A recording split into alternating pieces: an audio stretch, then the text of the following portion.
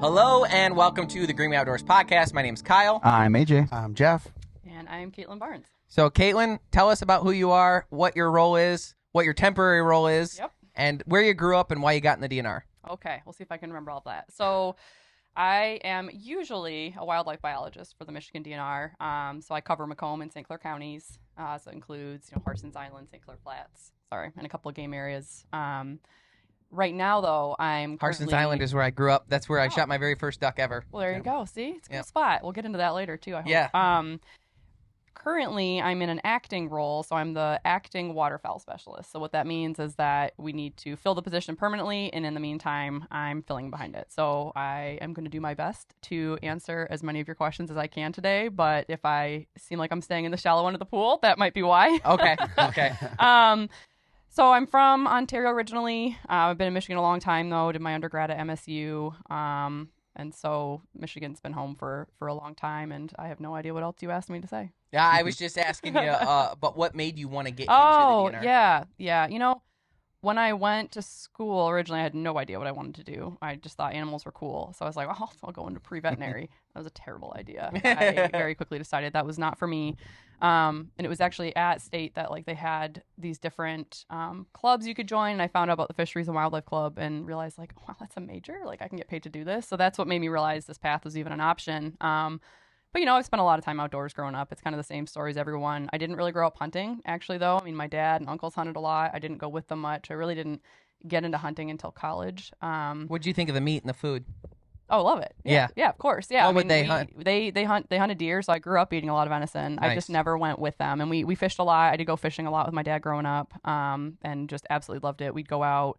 I remember getting home super late from walleye fishing and insisting no, we're going to cook this right now. And it's 2 a.m. My younger sister's passed out on the couch, and I'm forcing my dad to cook fish at 2 a.m. So awesome. Yeah. Yeah, right now it's Lent and the walleye run in one. So it's a popular time to walleye and eat walleye in Michigan, especially on Fridays. I want to preface this entire conversation. We did an interview on CBS Detroit, which we'll go ahead and show you right now. Now to a story that's been getting a lot of attention lately, a new strategy in the state of Michigan for dealing with nuisance geese populations. Instead of being rounded up and moved, they will be killed instead. We're joined now by Kyle Green with the Greenway Outdoors. The group, if you're not familiar, based in Fenton, and their outdoor education conservation series has been featured on the History Channel, a pretty big deal. Thanks so much for being on with us this morning. Absolutely. Happy to be here. So first and foremost, we have to acknowledge there are a lot of mixed feelings on this, even within our newsroom. You have some people devastated to hear about animals being killed, and then the other half, it's split pretty 50-50. Acknowledges what an annoyance these populations can be. They're messy. They sometimes can be aggressive. What is happening here? So to assert what the problem is, what's changed is they used to net the geese by the hundreds, and then they would relocate them to a different area. And now they've kind of sneakily passed a new perspective that the DNR will actually, in certain cases, actually round up the geese like they did before, but instead they will gas them and kill them. And just so you know, that process isn't exactly beautiful. Netting them stresses them out as it is, and then transporting them was bad enough. But now they're actually putting them in a chamber, killing them, and then they do not have a way to process the meat yet, so they're just slinging them onto a pile at the landfill. And that's what's happening right now, as opposed to relocating them. And I think it's important to talk about the difference between killing and this kind of becomes murdering. Because I'm a hunter, right? Mm-hmm. So I hunt geese because they're a beautiful resource that I enjoy eating. If you remember A Christmas Carol, the movie, everybody would watch that, see the big Christmas goose. Well, they are still fantastic eating. And in 1960, the species was almost wiped out in Michigan. It's a blessing that we have them here. That's how a hunter conservationist looks at it. So when we see people rounding them up, killing them, and then wasting them, that kind of becomes more of a murder than a kill to us. Because for us, the answer is very simple. This problem's easy to solve. You would open up seasons. So right now, they could go round them up by the hundreds and gas them and kill them and then waste them. But if I, as a hunter who pays for a hunting license, went right now out of season and harvested a goose, I would probably have my truck seized, the gun I use seized, fines, and be put in handcuffs. On the same precedence, they're killing them with gas by the hundreds, right? If I go out hunting during the season and I have 3 shotgun shells in my gun, I'm legal. But if I have 4, I'm going to be put in handcuffs again, but they can gas them. Okay, and on top of that, there's so many different areas where we can't hunt where they can go in and gas them. So the answer is simple. If you want to solve this problem, you open up the seasons so that they're longer. It's already, what is it, 107-day season, roughly. It's one of the more liberal ones, correct? It is, but the limit is 5 geese, yet they'll go out and kill hundreds of them. Now, those 5 geese are going to feed me and my family, but if we were able to take 10 or 15 or 20 in order to get the populations in check, I would then be able to help feed the homeless too. And I mean, what is more pure than that? Hunting geese and feeding the homeless. I mean, I don't know what's more beautiful than that. So in years past, Michigan has avoided joining other states and going the kill route. Why do you think the change now? We've seen a gradual increase in populations. Sure. To answer your question specifically, let's go to the DNR themselves. They're actually funded by hunters' licenses. So I buy a hunting license. That's how they get their funding, and they represent us. And now they're doing this immoral stuff while holding us accountable. But at the same time, why are they doing it now? I think they're doing it, and I want to give them the benefit of the doubt here. I think. Do you think a component is being discreet? Like people may be upset if they see a goose shot and killed drop out of the sky? Is this a more like we're collecting them, we're doing this where you can't see it?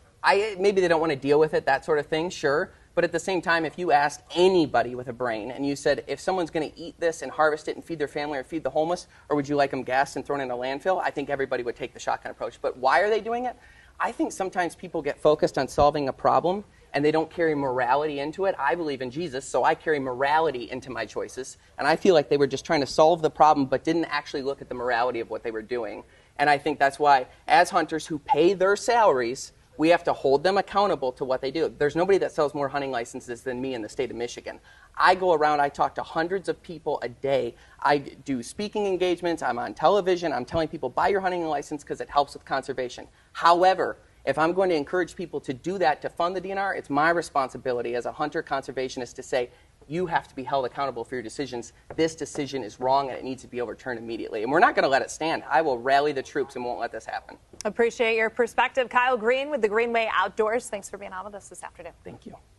So obviously when people see that, they see that I'm super passionate. They see that I'm excited about waterfowl and geese. And we have a lot of topics today that we're going to hit on that we're going to agree on. This one we might not agree on, or actually we might agree more than we think. But I want to start this by saying, when we started this company 9 years ago, roughly, Jeff, 9 years ago, the entire goal was to sell more hunting and fishing licenses to the next generation to get them involved in the outdoors so that we could help with conservation, species sustainability, anti-poaching efforts, all the things that make it possible that when we look at, like, for instance, the white-tailed deer in Michigan, we have roughly the highest population of white-tailed deer ever recorded in history in the United States of America as we sit here right now, and that's because of successful programs where people buy hunting and fishing licenses, the conservation that goes into the species, hunting and fishing for them, all the hunting and fishing in general, buying those licenses all goes towards conservation. 60% of hunting and fishing licenses right now in our state are sold to white males over the age of 55. If we can't replace that demographic in 10 to 12 years, there will not be enough funding in order to cover the Department of Natural Resources the way that I think it should be covered. That is my goal in life, is to sell more hunting and fishing licenses to help with funding for the Department of Natural Resources. Truly, I say that from the bottom of my heart. If you can go back 9 years and watch video content, I was like, this is why we're going to do it. We decided to do it with the podcast. We decided to do it with the vlogs. We decided to do it with the TV show. We decided to do it with History Channel because media content is how you reach the masses. And frankly, I don't care if people that hunt or fish like my stuff. I want people outside the industry to come into it. That's where I stand. That's where I come, to this entire topic and all the topics that we'll discuss today. So that is on my heart. So because of that, to me, it would be a really big negative if we left here not liking each other and we couldn't find a way to at least understand each other better, even if we don't arrive at the same thoughts. So I wanted to open with that. Yeah, and I similarly want to preface this whole conversation around, like, my goal of being here today. Like, I understand this is a contentious topic, and my goal is not to get everyone to agree with the program or to agree with me, but to hopefully clarify a few things and just, answer questions and get hopefully to at least a point of understanding. Mm-hmm. And that's like anytime I talk to someone about this, that is my goal, is just to answer questions and hopefully arrive at. I remember my first day. Geez, I got my phone ringing. I was like, crap, that must be mine. No, you're good. But yeah, so I think we're on the same page. I there were a number of things in the interview I hope that we, get a chance to address. Like I said, it's okay. Not everyone agrees. We were joking before we started recording that, like, it's the DNR. There's always, like, I don't think we're doing it right if we don't have at least, some people disagreeing with us. And it's not just around this topic, right? Whether it's deer management or anything that we're doing, there's going to be some disagreement. And it's kind of one of the hardest parts of the job is just trying to at least achieve understanding with, the public or the people that don't agree with what you're doing. So, right. yeah. Right. I appreciate you saying that. And so I think that you and I should guide everybody on how to do presidential debates from now on. 'Cause I think we've got it down. Are you someone that would rather kick it off? I mean, we saw my CBS interview. You've seen it. The audience just watched it. Do you want to start, or would you rather me, or what would you like to do? I can kind of start. I can sort of just kick off with some history of our Canada Goose program in general and kind of how we got to where we're at today. So, I mean, you already know this. You said it in your interview. Canada geese are a conservation success story, right? They were once hunted nearly to extinction, and thanks to regulations and, habitat improvements, all that, we've come a really long way to the point now where they are considered a nuisance in a lot of instances. Which is crazy because they taste so good, and I think that is missed. I think it's missed how good they taste. I just want to kick that in. And and we'll get into all that. They've become a nuisance in a lot of areas. We generally manage our population between 175 to 225,000 geese. We've had years where we've peaked 300,000. I think we counted around, somewhere over 280,000 last year. So we're very regularly over our upper goal for the state. And that's been the case probably most of the 8 or 9 of the last 10 years. But going back even further than that, the DNR has worked to try to help kind of ameliorate some of these human goose conflicts for the last 40 years. There's some funny videos on TikTok if you want to of the human goose conflicts. Oh yeah, they're real. I mean, that's like what you see there, right? They are real. So going back even 40 plus years ago, we did, roundup and relocation was a really popular program. So we'd actually go in, round up a bunch of geese and move them somewhere else. When you would round them up, what would you do? So usually I've never been at a roundup, but it's during their flightless period. So when they're molting, so they can't just fly away from you. And you're using different panels and things to generally either push them off the water, or if they're on land, push them into a spot, get them into, you close those panels off around them. Now you've got them captured and you can load them up, drive them somewhere else where they're hopefully less of an issue. It was usually, state game area or state wildlife areas, but going way back, we even drove them out to different states. The problem with that, you would move the geese to state game areas. Yep.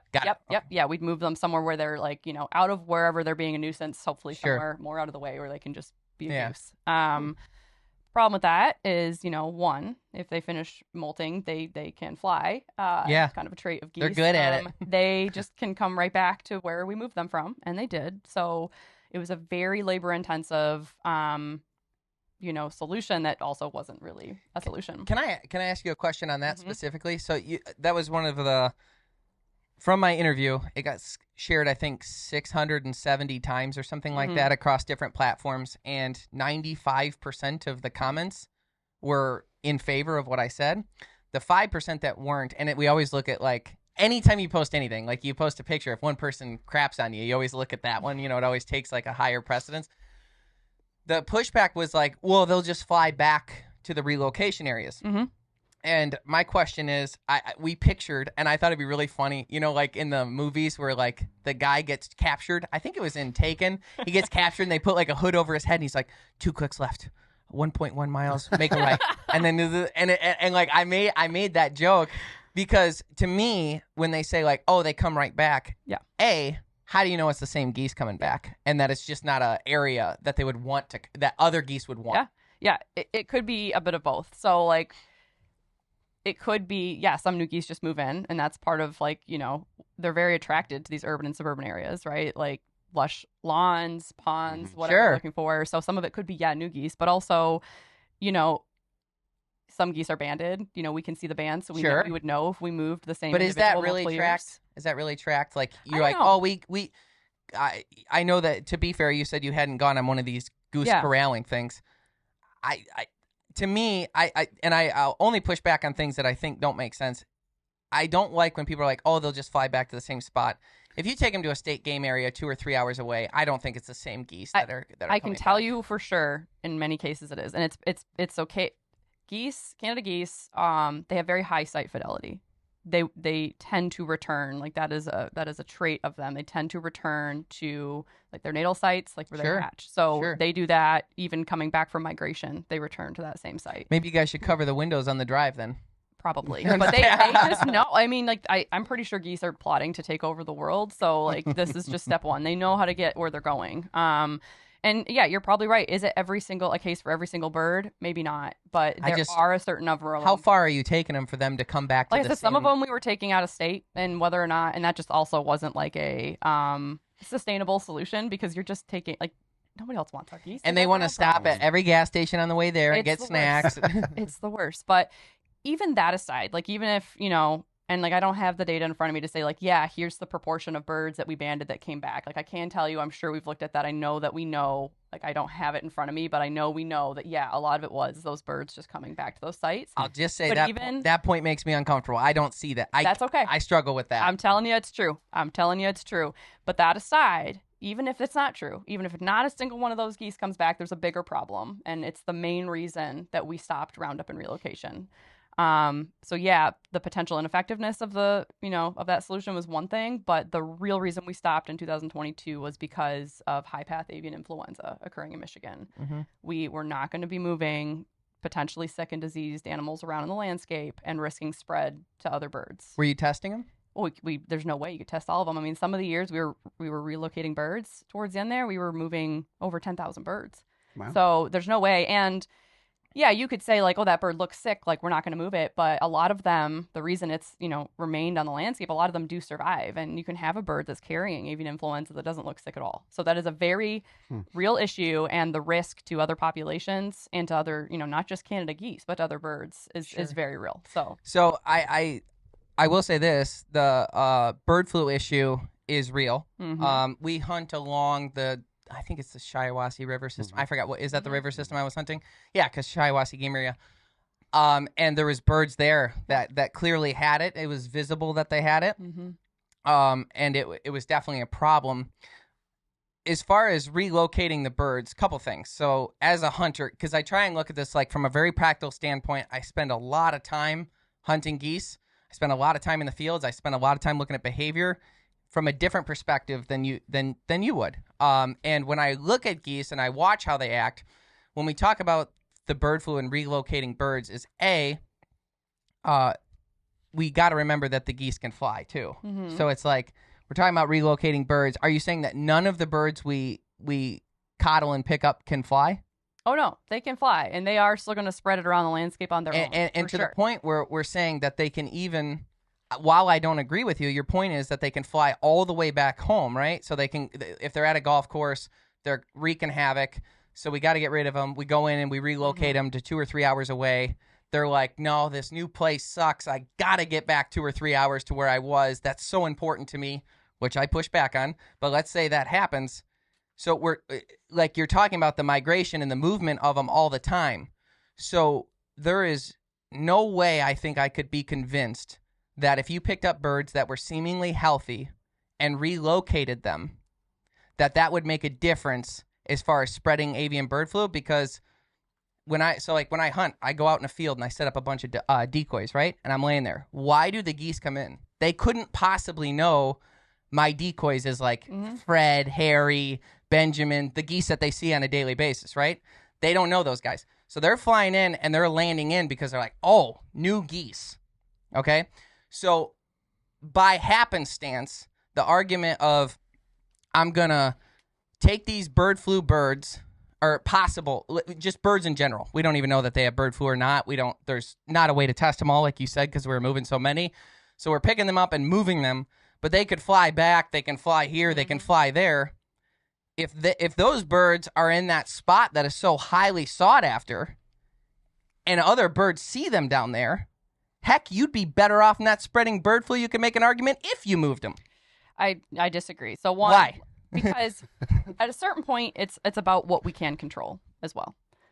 If I don't move those birds, then they're going to be a suck. It's possible, maybe. I mean, so we, I don't know if you're familiar with, we have administrative flyways, right? So we're talking like Mississippi Flyway, Michigan's in the Mississippi Flyway.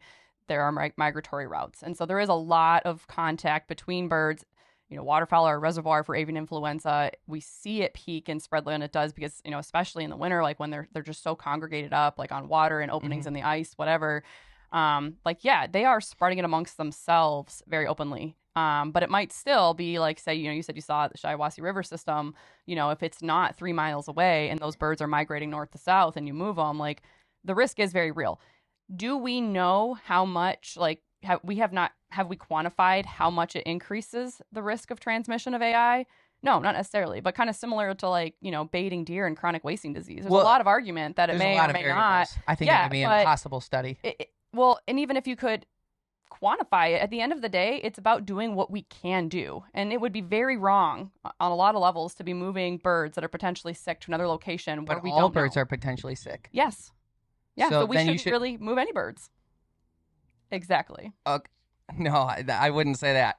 So you're saying you shouldn't move any birds because all birds could possibly have influenza, but you're ignoring the fact that they fly, they're social, and birds in an area that is sought after by other birds are going to be an attractant to other birds. So let me clarify. I'm not ignoring it. I can't ignore that.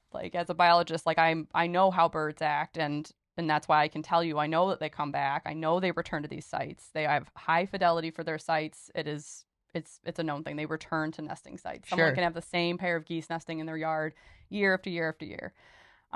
If you move them to a new area, do you think that is better than the area they were in? They will still have a drive, like an instinctive drive to return. Okay. Yes. So they're kind of like salmon going out to the ocean and then coming back to a spot. This is genetically pre-programmed in them to do this. And yes, there are the reason. I have a question then. How come geese will be on a pond one day but not the next day? Well, they still make movements within a range. Sure. They have a home range. So if it depends on the time of year. So if you took them to it depends on the day. Yeah. So if you picked them up and took them 3 or 4 hours away to an area that had food, had water, good habitat, no conflict with humans, they could still very well come right back, and they do. But I think they probably won't. They do. It's not would they or won't they. But you're not studying it, so you don't know that. No, but we have. You actually don't know that. We do know that. You said yourself. Data. No. Nope. I said I don't have the data in front of me to tell you this proportion or percentage of birds come back. Sure. We 100% have that data from banding birds and seeing them return. Are you seeing them return in a week or the following year? Within that year, sometimes, when they finish their molt, they come right back, and if not, they're there the next year. Sometimes it's within that year as soon as they're molting. I'd love to see that study. That's fine. It's not a study. It's just data that we track. I mean, we ban birds, across North America, and in that data that you're very sure of now. I wish so. To be clear, because we're getting, we want to leave here liking each other. Sure. I did not say we didn't have that data or that I didn't know that. I said I personally don't have that in my head. Because I don't have that banding data in front of me doesn't mean that I implied that we did not have it. Sure. So my question is, if we're talking about the birds being relocated, explain to me in plain English how taking possibly infected, possibly not infected birds 4 hours away out of a zone that they wanted to be in, that other birds could see them in and be sucked into because they're there. Yeah, they wouldn't help. It wouldn't, because you can't explain how it would hurt. I can. It's as simple as the risk, the perceived risk. Do we know if a bird is sick when we move it or not? No. But and this applies to all wildlife. As a general rule of thumb, we don't move wildlife around the landscape. Why do you think there are all the rules around, what with white-tailed deer, what you can and can't move? White-tailed deer can't fly. Right, but I'm talking about hunters moving them across state boundaries, after they've been shot. The ranges are different, though. I'm talking about deer that have been shot and moved. I'm talking about, generally speaking, the risk of moving wildlife and having either parts or the living animal, whether we've moved it or they moved themselves, moving around the landscape and spreading disease. It is a fact that is how it spreads. And yes, it does spread naturally. Obviously, that's why we see these outbreaks. But the risk of moving birds from an area where they're obviously highly congregated and taking them somewhere else, there could be AI there. Yeah, we could just be moving sick birds to go be with sick birds.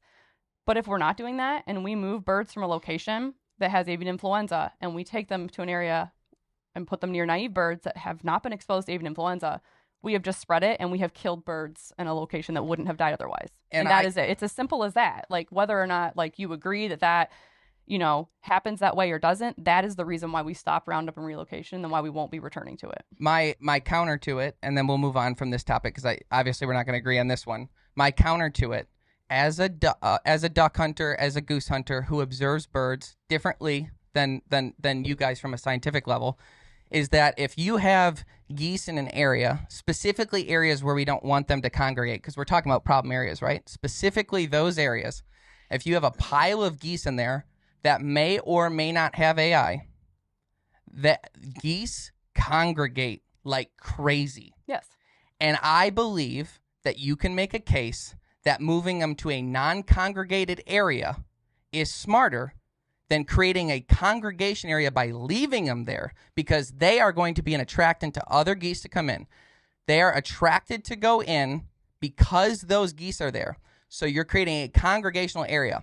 If anything, we've talked about the snow geese and the possibility of like a collapse and things, because they're going to go to their nesting areas. They're going to go to their summering grounds every year. I think the best thing that we could do for these areas is to get those geese out of there so they don't act as an attractant for other geese to pile in. And we're going to do that. That's what we're going to do. And so we're going to move them. And we're not going to move them.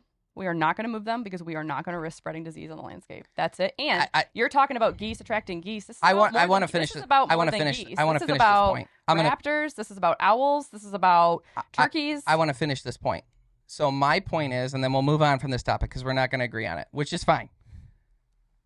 I'm saying that leaving geese on a landscape in a problem area where they're I understand. Fighting with others, with people and whatever else, those geese will act as an attractant because geese look for other geese.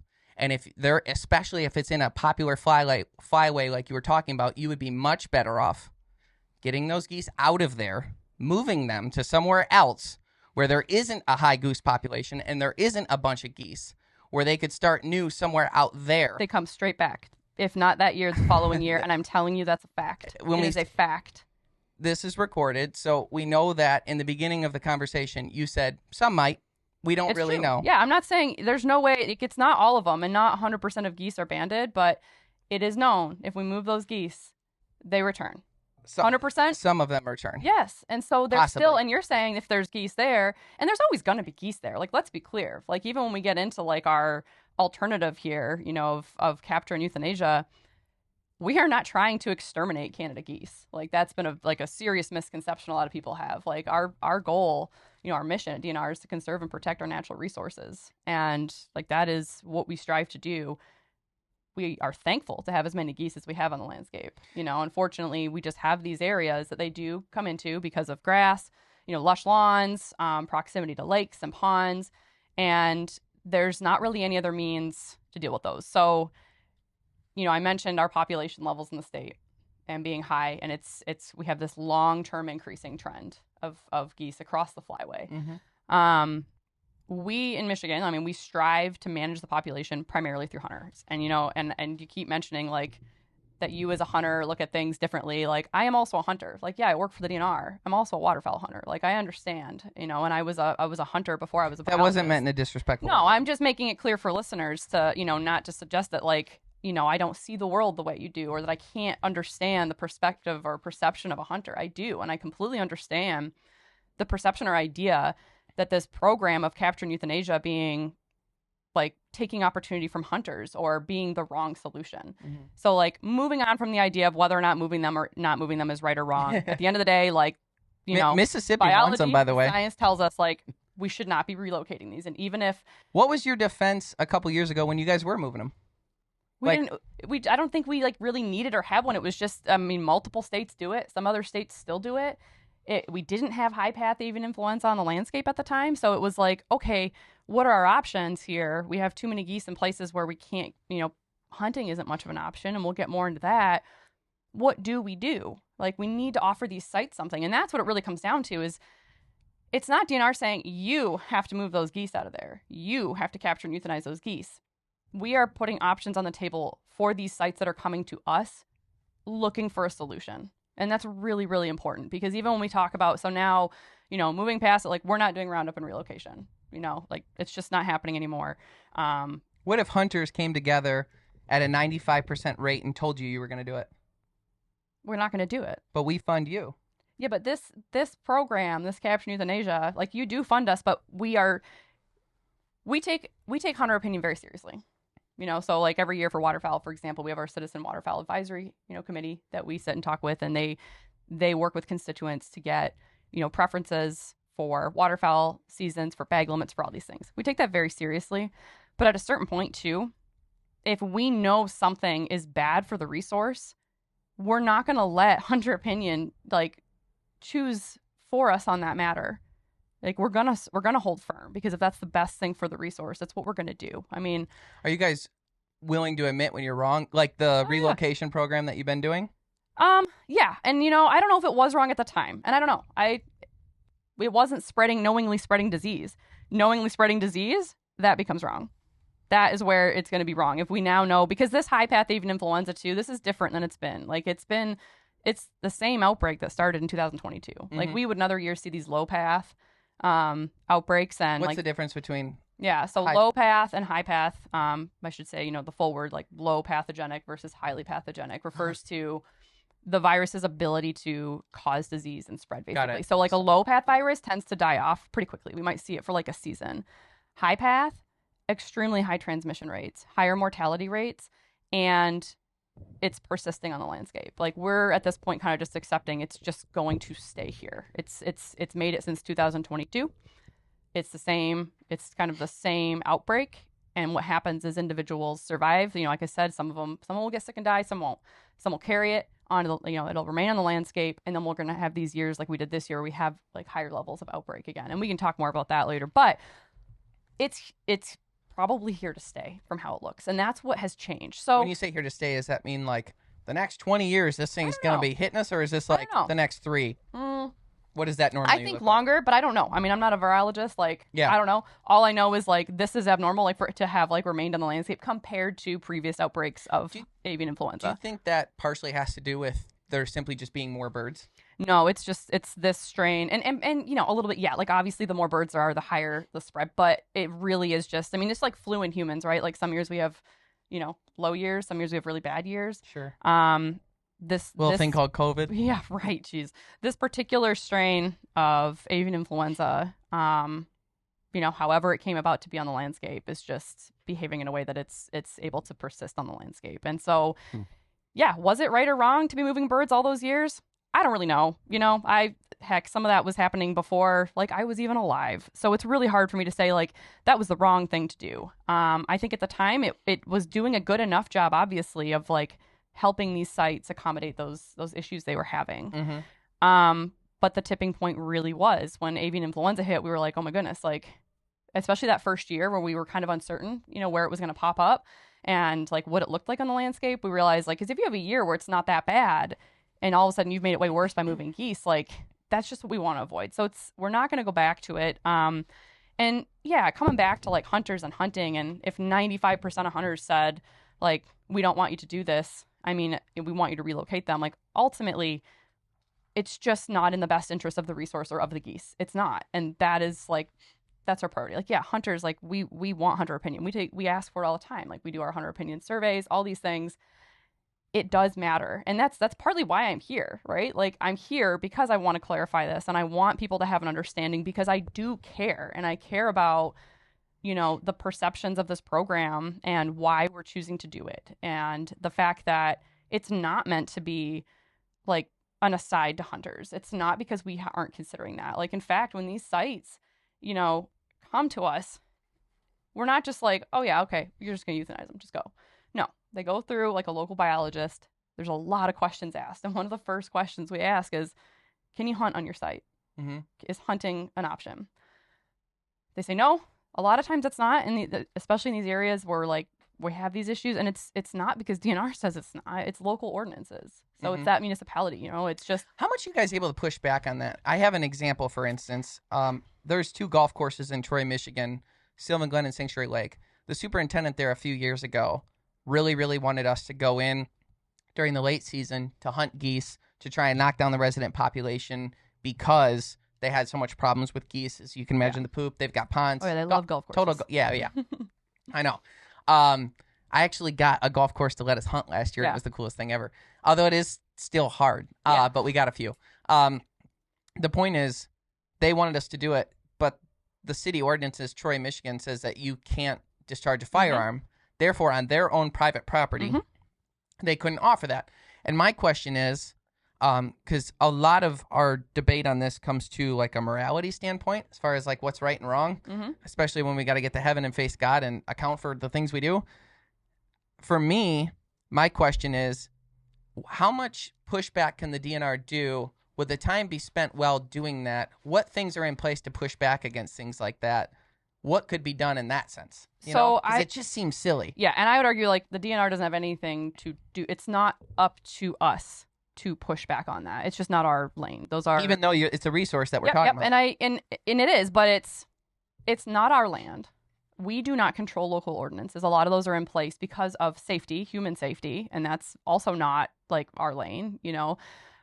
But I will say, like, it is worth the effort, like you've shown, like, for, you know, local hunters to try to work with townships and municipalities, because quite oftentimes you can go and say, like, hey, we'd like to have, like, say, that golf course, you know, what's your least busy day? Can we do a couple hunts? You know, they could approve. That was kind of the... Yeah, like, and it's just not the place for DNR. It would be the people that are trying to hunt there. And primarily it's like, local ordinance aside, even if there were no local ordinances, that golf course or property or whatever can still say, no, I'm not letting you hunt here. And a lot of it comes back, you know, to liability and what their insurance covers and things like that. So it is up to them, or the golf course itself. Well, the golf course wanted us to. No, I know. I'm just saying in some cases, like, if they want you to, it means they know, like, okay, like, we're willing to take on the liability of someone being here hunting. Like, none of that, you know, the DNR, we do not allow or disallow like where you can hunt, other than like on our state game areas, you know, like refuges being, you know, an example. Yeah, you guys are really bent out of shape if you go in the refuge. Yes. But some of the best hunts though. On private, I'm just kidding. I heard nothing. I know. No, but on private land, you know, that is up to that private landowner. And I mean, we run into the same thing with deer, with crop damage and deer, and trying to, you know, have farmers let people on there, like, they're having severe crop damage, they want people shooting deer. It's not up to me to tell that farmer, like, you have to let people hunt these deer. Like, no. And it's the same thing in these, you know, in these kind of like urban and suburban areas where, you know, the municipality or whatever local ordinances are in place, those are for human safety, and it's ultimately up to like that local government or their police. And that goes for everyone, like even myself, like working for DNR. If someone has like a deer stuck in a fence that's injured and they need to have it, you know, humanely dispatched or something like that, like, I can't just go in there and fire a gun. Like, it applies to everyone. It's an ordinance. So even there, but they can, you know, I would have to call local police and say, hey, like, either you can do this or are you comfortable with us coming in and doing it and getting that permission. And that applies to for hunting. Like, those ordinances are there so that people aren't just willy-nilly shooting guns, but you can still work with those, you know, those municipalities if they have a problem. And like, yeah, I would encourage hunters to do that. Also realizing there's still always going to be places where it's just simply never going to be safe, right? Like, if you're like literally in the middle of the city and there's a little township park or something, right? Like, there's going to be limitations. In those situations, so circling a little bit back to deer, that there's not a hunter in the state of Michigan who isn't aware that in some of these townships and situations, they will hire sharpshooters to come in, typically use thermals and bait, which is against the law to use the bait. But what is the DNR's involvement in that? And that's not a fair question because you're not on that side. Yeah. I'm just wondering if you know, and it won't be held against you. Yeah. I mean, it depends on where it's being done. I mean, our involvement, if it's on like state land, obviously is very high. We're involved a little bit because a lot of it's tied to chronic wasting disease surveillance is why we're doing that, is we're trying to surveil for, you know, chronic wasting disease in areas where we're not getting a lot of hunter samples. So we are involved in trying to figure out where we want surveillance to occur. But beyond that, and in some cases, depending on the reason for the shoot, sometimes it is just that cities that can't allow hunting, or they can only allow archery and they just don't take enough a year. It's kind of that same thing is, you know, they start having so many deer vehicle collisions or something else going on that they do hire, you know, some sharpshooters or wildlife services to come in and take those deer. And that's my point is I actually got invited somehow on something like that. I don't remember the details, so let's not even talk about it. But I was like, someone invited me, and I was like, I don't think I could do it.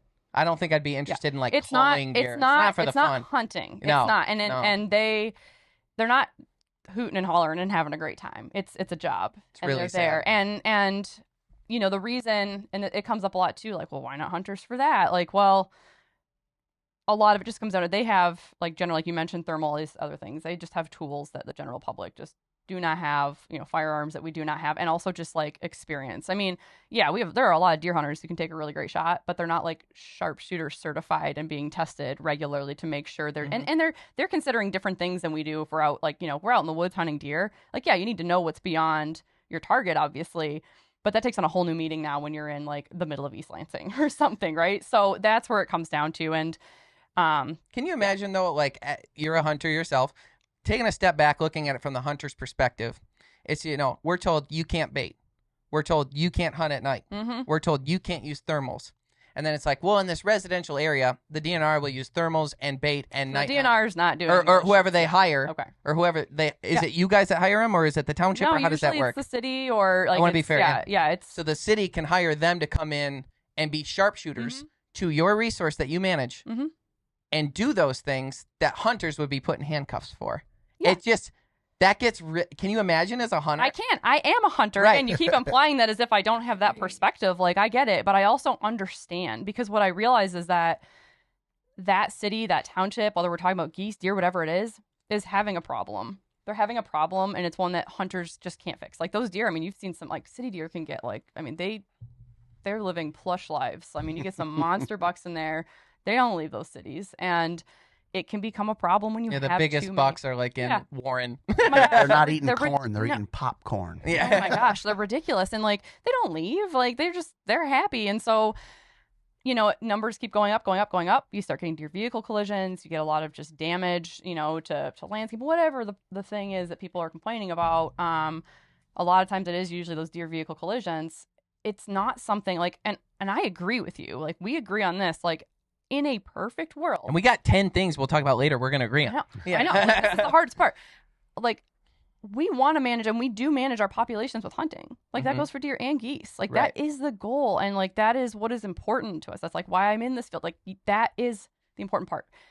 You really have to change your perception of these things. Like, for, like, and this is what I have to do, too, as a hunter. Like, these geese that are basically not accessible to hunters, whether it be because they're just too close to too many buildings, or local ordinance, or that, private landowners just, like, there's, liability issues with hunting, whatever it is, they're not available, but they are still a problem. Like, they become they've become a nuisance. In a perfect world, we would just be able to have no nuisance issues ever, because hunters would be able to shoot all those geese. But it just doesn't. It's just not the reality we live in, and it does kind of suck. Like, I get it. That's why I preface with, like, I know this is contentious.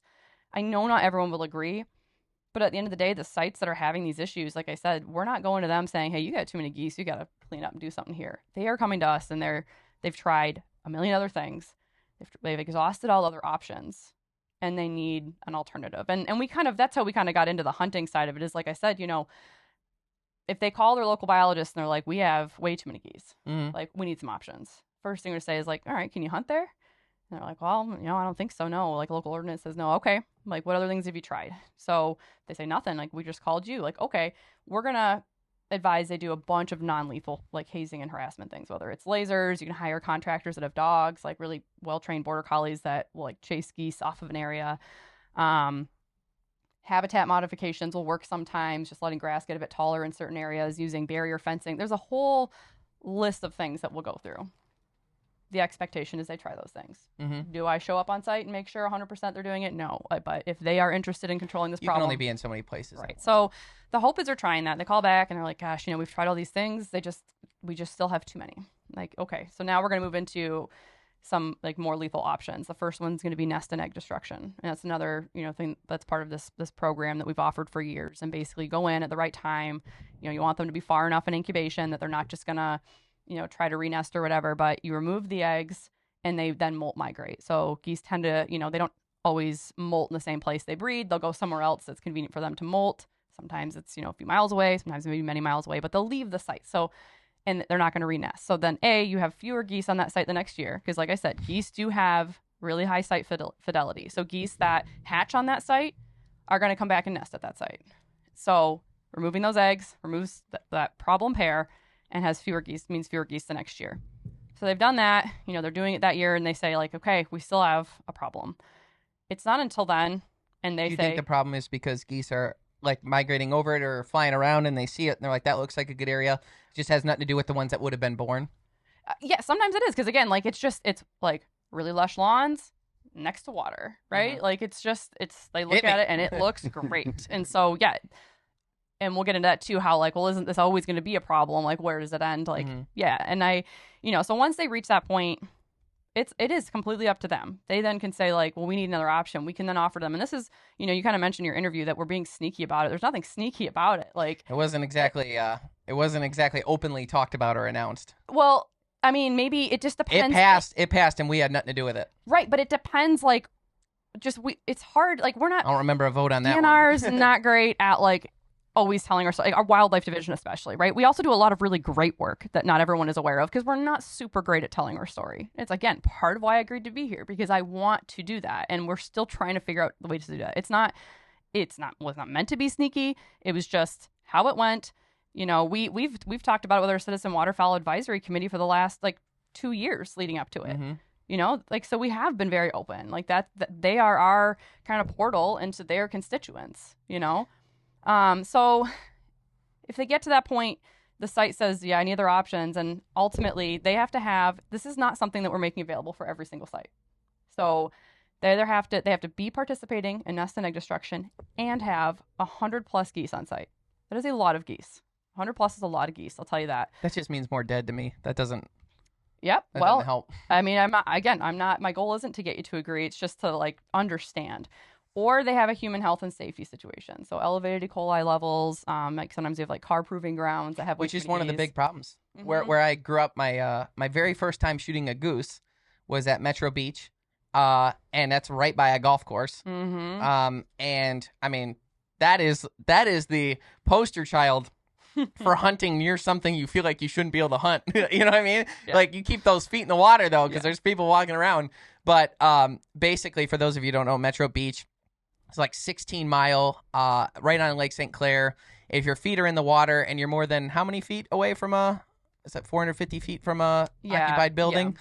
If your feet are in the water, it counts as a Great Lake. You're able to hunt right there. But then like there's a golf course behind you. There's like picnics happening behind you. There is like a pretty good, my experience, there was always a really great relationship between the people and the goose hunters though, where they're like, yeah, get them, thank you. So it was like, that is the poster child and that's for what we would really hope for. Awesome example. Yeah. Exactly. Like, and I can't express this enough that like, that would be best case scenario. Sure. Like we agree on that. Like I agree. And at no point will I ever say that this is like our preferred solution. Of course. Like if anything, like our biologists are working to like convince them to do anything but that. Mm-hmm. But if there's still a problem, like we need to offer them something. And a really important point is, so let's say they get down that line, they qualify, they meet the criteria. There's going to be a site visit to make sure that they meet that criteria. How many have been done so far? Do you know? None, really. Well, not this year. This is our pilot year. So I will say the last 2 years. So we stopped Roundup and relocation in 2022. And this is our first year officially offering capture and euthanasia as an option. We did respond to a few sites that were having, like, that had approved human health and safety concerns. So it was like fewer than 5 sites the last couple of years. So we haven't done any this year. We won't be doing it until they're flightless. And ultimately, the really important part here is like, and this gets into like hunter dollars and that too. The site pays for everything. The site carries all of the costs associated with that's an important point. It's really important because it's also not cheap. We don't know exactly what it's going to cost yet because this is our pilot year. We have to work out some of those logistics, but it's not going to be a cheap option. And so it's also, and that's like partially by design, right? We don't want this to be like, oh yeah, give us $5 and like, you're on your way. And so they will enter a cooperative, the site will. So the site that has this issue that's been approved will enter a cooperative service agreement with USDA Wildlife Services, who will be performing this work. And now that is between the site and Wildlife Services. The site is completely on the hook for all of those costs associated with the work. And we don't have this in place yet this year. We were really hoping to. We're still working with DHHS, Department of Health and Human Services, on a donation protocol. So additionally to paying to have the geese removed, they have the option to pay also for contaminant testing, processing, and donation. So, we're working with DHHS on that just to figure out, because once you get into like donating food and human food safety stuff, again, like wildlife division, we're getting out of our lane here. So that's where we're leaning on DHHS to help us with a protocol to figure out what we should be testing. Because again, it's not lost on us either that like that is wasted meat. It's wasted food, and we don't want to see that. It's ultimately going to be up to the site, and the site will be responsible for that cost as well. Couldn't you push harder on that, considering that, like, for instance, if this site was 100 bald eagles, I bet your whole approach would be different. Well, yeah. I mean, legally, so it wouldn't be an option because we should mention all this work we do with Canada Geese, including this capture and euthanasia program, is under it's a just special... to get back at Canada. No, just kidding. So I am from Canada. I know. You said that at the top. Okay, I thought you'd laugh. I thought it would land, but no, here I am. Yeah. No. Everything is to get back at Canada. Yeah. No, but you came here, you joined our team. Yeah. I totally lost my train of thought there. Oh, eagles. So all of our work with Canada Geese, the nest and egg destruction, even when we were doing Roundup, any of this work is under a special Canada Goose permit from the Fish and Wildlife Service. So, I mean, geese are a migratory and that's species. national, correct? Yeah, that's federal. So, U.S. Fish and Wildlife Service, that's federal. So, Canada geese are migratory birds, so they're protected under the Migratory Bird Treaty Act. So we, DNR, do not have the authority to, just make decisions about those birds and their handling or their removal without previous authority from the feds. Deer are different. Deer are managed at the state level. So if we, want to write a permit to have deer removed or whatever it is, like we control that at that level. Migratory birds are controlled at the federal level. So everything we're doing here is under a permit from Fish and Wildlife Service. And so the first hitch, and if it were 100 eagles, is like very different protections. There is not a permit that will allow us to capture and euthanize eagles. And I'd argue also, like, you're probably going to have a different kind of issue with 100 eagles. It's also just not going to happen. They're not congregating. I get that. I think my point was that, to me, the life... I would almost go to say that the life of a goose is more important to me than the life of an eagle. Yeah, and that might be so. And I mean, we're going to cross over. It's at least equal. Yeah. And I mean, who's to say what's life is more important than another, right? Like, where this gets muddy is like, there is no agreeing or disagreeing in those conversations, right? It's very much values-based. And that's why, like, my goal is never to get everyone to agree with the program, but to at least understand and to put yourself in the shoes of, like, a homeowner that's got 2 young kids that's, they're trying to play in the yard and they're tracking poop everywhere, or there's an immunocompromised individual that can't use their yard because there's poop everywhere. Whatever the situation is, if they don't have any other way to deal with it, like, trying to put yourself in their shoes, they obviously think they have, the problem is big enough that they're willing to pay and they've exhausted all options. But yeah, at the end of the day, like, there's no arguing that it's a life taken. Like, I know that, like, it's not lost on us. You talk about, like, us making decisions without considering kind of the morality of it. Like, no, like, if that was the case, there'd be way worse ways to handle this. And ultimately we're doing it in the most humane and efficient way we can,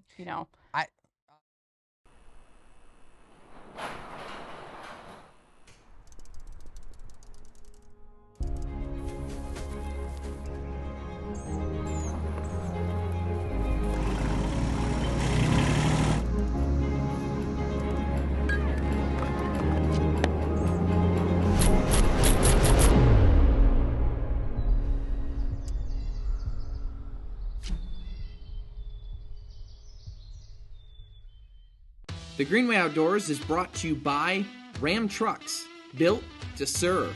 Bass Pro Shops and Cabela's, your adventure starts here. Savage Arms, better comes standard. Nosler Ammunition, world's finest bullets, ammunition, and brass. Boss Shot Shells, superior made and American made. Carlson's Choke Tubes, the only choke tube we've ever purchased. Onyx Hunt.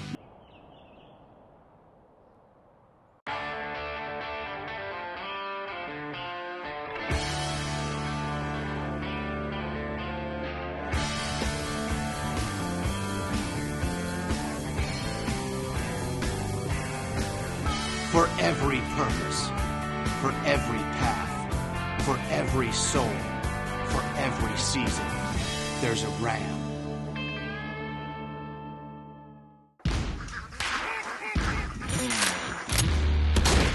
Introducing Renegades, the all-new and American-made semi-auto shotgun from Savage.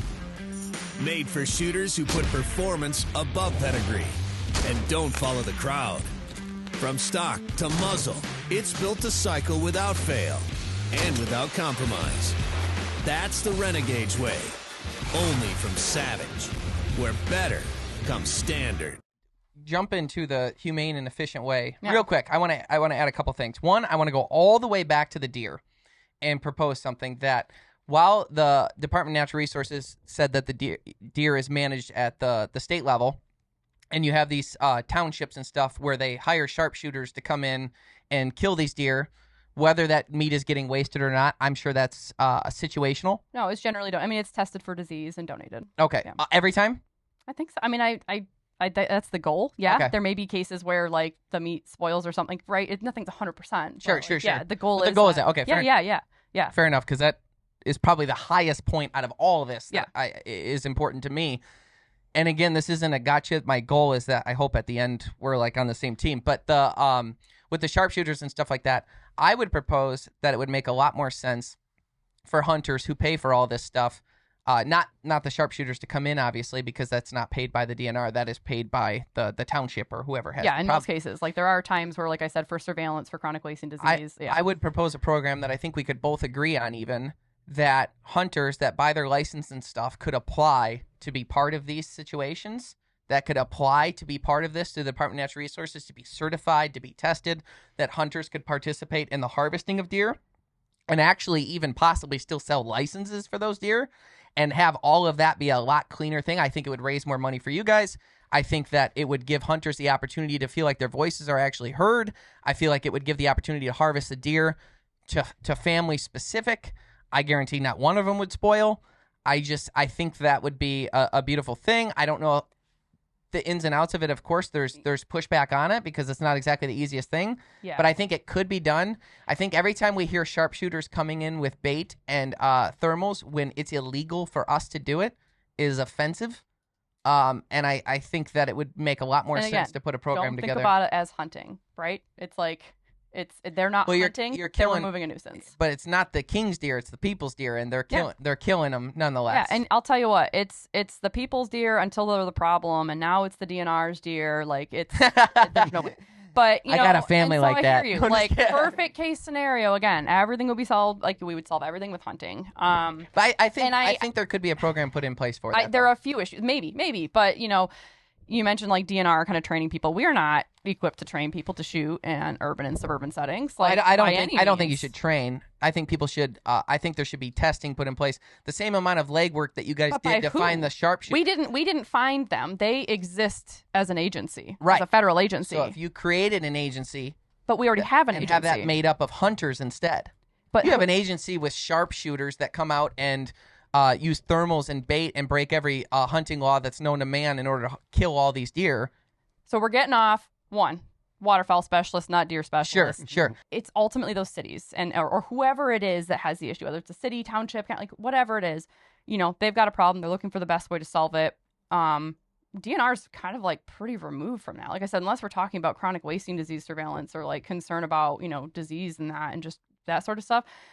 It's mostly just about trying to meet the needs of that city. And sometimes it is like they have their own shooters. Mm-hmm. They use their local police force. Some of them do choose to go with USDA Wildlife Services, and that's their choice. And they don't have to abide by any of the laws put in place by you guys. They're not. So they don't have to. We lift baiting restrictions for them, obviously, but like they don't have to abide. Like they're in there doing a different thing. They're not hunting. Those are hunting regulations. They're not hunting. So I agree. Yeah. And so that's where I mentioned earlier, like kind of perception, there's exceptions for everything. I guess too is they could be hunting though. I know. And we're going to go in circles. I agree. Yeah. They could be. That is up to that city, that township, whoever it is. That is up to them. No one at DNR is saying that they have to go call the feds to do this work. Mm-hmm. No one is telling them they have to do that. They are choosing to do that themselves. So that's, if I'm getting defensive or kind of, it's because like that's the part I'm trying to make clear is like it's not up to me. I guess too is couldn't it be up to the DNR though because it's your guys' resource to manage? No, not really, because we don't control their local ordinances. We don't get to say who gets to shoot guns in their city how do you limits. Get to? What I don't understand is that hey, Jeff's here. If I go out and hunt over bait with a thermal, and then you catch me doing that, I'm hunting illegally. No, she's given us 2 free passes for doing the podcast. But 1, 0 enforcement, no badge, no nothing. But if they do it, why couldn't then you still go out and even though it's the municipality doing potentially something wrong, go out and say, hey, you're shooting deer. You're shooting them over bait. You're shooting them with thermals. That's illegal. You can't do that. You're arrested. Like, Yeah, because they're breaking the law. It's our wildlife conservation orders, so under DNR versus like local ordinance. It's just where law exists. Is it in the is it legislature laws? Is it? Like if I shot a deer in So the it city, depends. you would be the first. You guys would show up. I wouldn't show up. Our conservation officers exactly, would show up. exactly. Once again, no gun, no badge. And I do want to circle back to Geese because again, like Sure. you could not pay me enough money to be the deer specialist in Michigan. Like talk about like just. That's a whole people nother nother happy. podcast. Yeah. Right. And so like so 3 letters CWD. happy to answer questions if I can. And I realize like there's a lot to compare between like Sure. deer in cities and geese in cities and like the difference. But coming back to Geese and to this program, we kind of left off on like the site's paying for it. Yes, we want to donate it. I do agree that it's very hard to say it's like that you're taking a life or not taking a life. Like there are people that feel that way, as you know, about hunting. Like that hunting is wrong, that that's still taking a life. And like it just comes down to values, right? That's okay. It's okay for people to feel that way. And that's why like I've never strived to have full agreement like on any of this, just understanding. Bring it back to geese. Is there a reason, like, so you say that if there's a place that has 100 geese and they have to pay in order for the people to come in and remove them, is there a reason you couldn't also say, but to make sure that this is moral and we're not doing anything wrong here, you also have to pay for the testing, the processing? They do. Yes. Because I thought you said that it's was an option. And thing. Right now this is a pilot year. Some of it's figuring out what are these costs associated? What does donation even look like? What is the capacity, finding processors that can process the meat for us? There's a lot of moving parts this year because it's the first time we're doing it. Has any been done yet? I think I asked that. No. Like I think I said that the last like couple years, like since we stopped doing roundup relocation, we've responded to human health and safety. Like it's been like fewer than 5 sites like across the state, just that had like human health and 500 safety geese concerns. roughly. I don't even know. It might even be less. Like I thought it had to be 100. That's for this pilot program. For this pilot program. So, and in this pilot program, similarly, it does have to be 100 plus geese, and they have to be participating in nest and egg destruction or participating in nest and egg destruction in a human health and safety situation. So it could be fewer than 100 birds if they have an approved human health and safety concern. Which would an example? Elevated E. coli levels. So they've had beach closures in the previous years due to elevated E. coli. If you have, say, like a nursing home with a lot of folks that are immunocompromised or immobile or can't get around. Car proving grounds are a big one, where they're just driving cars around really, really fast and there's a lot of geese in the way. It's just a human safety situation. We have these you see these, what's the word I'm looking for? Fire suppression ponds on the landscape, for fighting fires that geese just like hammer, and like the intake pumps get clogged with like feathers and poop and that. So, and again, in those situations, hopefully they've tried other things to try to keep the geese off. This is a last resort. It's not an option that we love. This is a last resort. And yeah, perfect world, hunting would be great. And I mean, we are like Michigan is regularly top 3, if not 1 or 2 for number of geese that we harvest in the state. Like we are doing what we can. Even with that, like a lot of hunters don't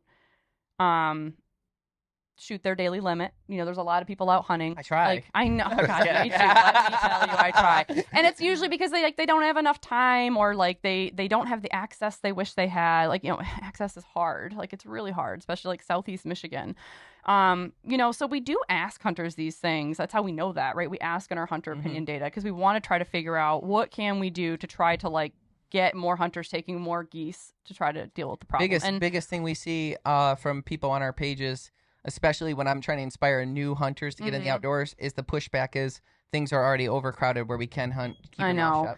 And we'll talk about our managed waterfowl areas, hopefully later. But yeah, it's a thing. And like a lot of private land's locked up in leases, and, they've got a few guys that come out. They don't shoot as many as they could. And again, that's not something DNR controls. It's just the reality on the landscape. But, like I was going to kind of segue into like how we're trying to do everything we can here through hunting. So we're already like a huge state, for goose harvest like in the country. And we are continuing to take advantage. We've been talking about federal versus state level regulations. Like all of our waterfowl seasons and bag limits are coming down from the Fish and Wildlife Service. They're federal.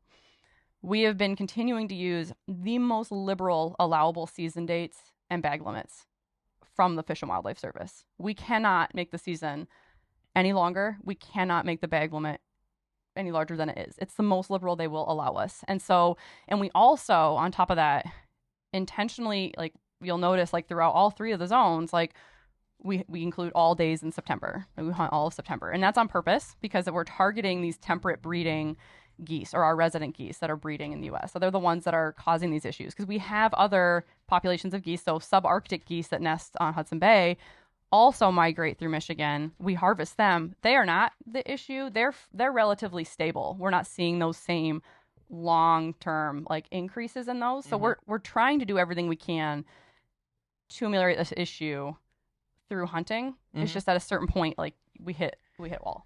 The Greenway Outdoors is brought to you by Ram Trucks, built to serve.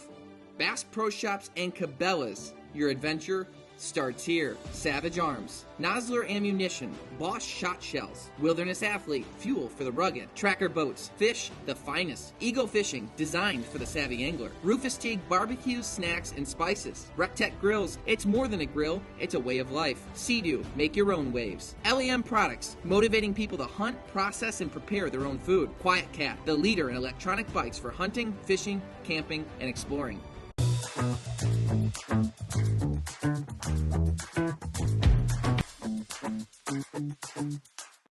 Consistency. That's what you aim for when are approved. Find out more at choketube.com. Are you anxious to get going? Knowing that the clock is ticking and time truly is the most precious commodity in the world? Then you, my friend, are in good company.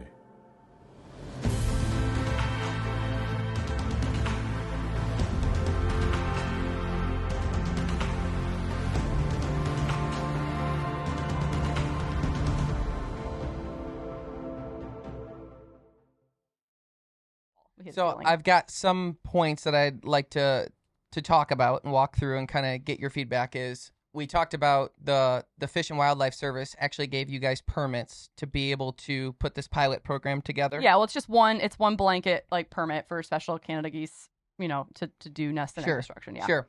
So in the state of New York, the daily bag limit for geese varies depending on the zone and season, with the highest daily bag limit being 15 geese during the early goose season to target resident geese. Yep. So the Fish and Wildlife Service, and this may be an attack on them, not you, the Fish and Wildlife Service is willing to put a permit program in place for people to curb stomp eggs and nests and gas chamber geese, but they will not allow you to bump us up to 15 the same way that New York is. So as it currently stands in the frameworks, and all of these are based on adaptive harvest models, it's based on survey data and, populations. That is what we do like the spring breeding waterfowl survey every year, like, across, Canada and the U.S. To get at populations, and that will determine like our frameworks. So, for ducks, whether we're in a liberal, like 60-day, moderate, 45 or conservative 30-day season. These frameworks already exist based on what we know about these populations. Again, these are federal frameworks. We mentioned earlier administrative flyways. So we have Atlantic, Central, Mississippi, or Pacific, Central, Mississippi, and Atlantic flyways. Each flyway has different regulatory packages. And that's partly because we see different numbers of hunters, different numbers of birds. Like it's, all based on, birds' migratory routes between their wintering grounds and their nesting grounds. Are we in the same or different one than New York? Different. And that's what I was going to say. So One that is over? a different flyway. Yep. And so generally do they have more birds? Are they seeing a bigger population boom than us? I don't think so. I don't know. Like I will say I'm really not sure. I don't expect you to know. Way more geese like in Michigan than they shoot there. I'll tell you that.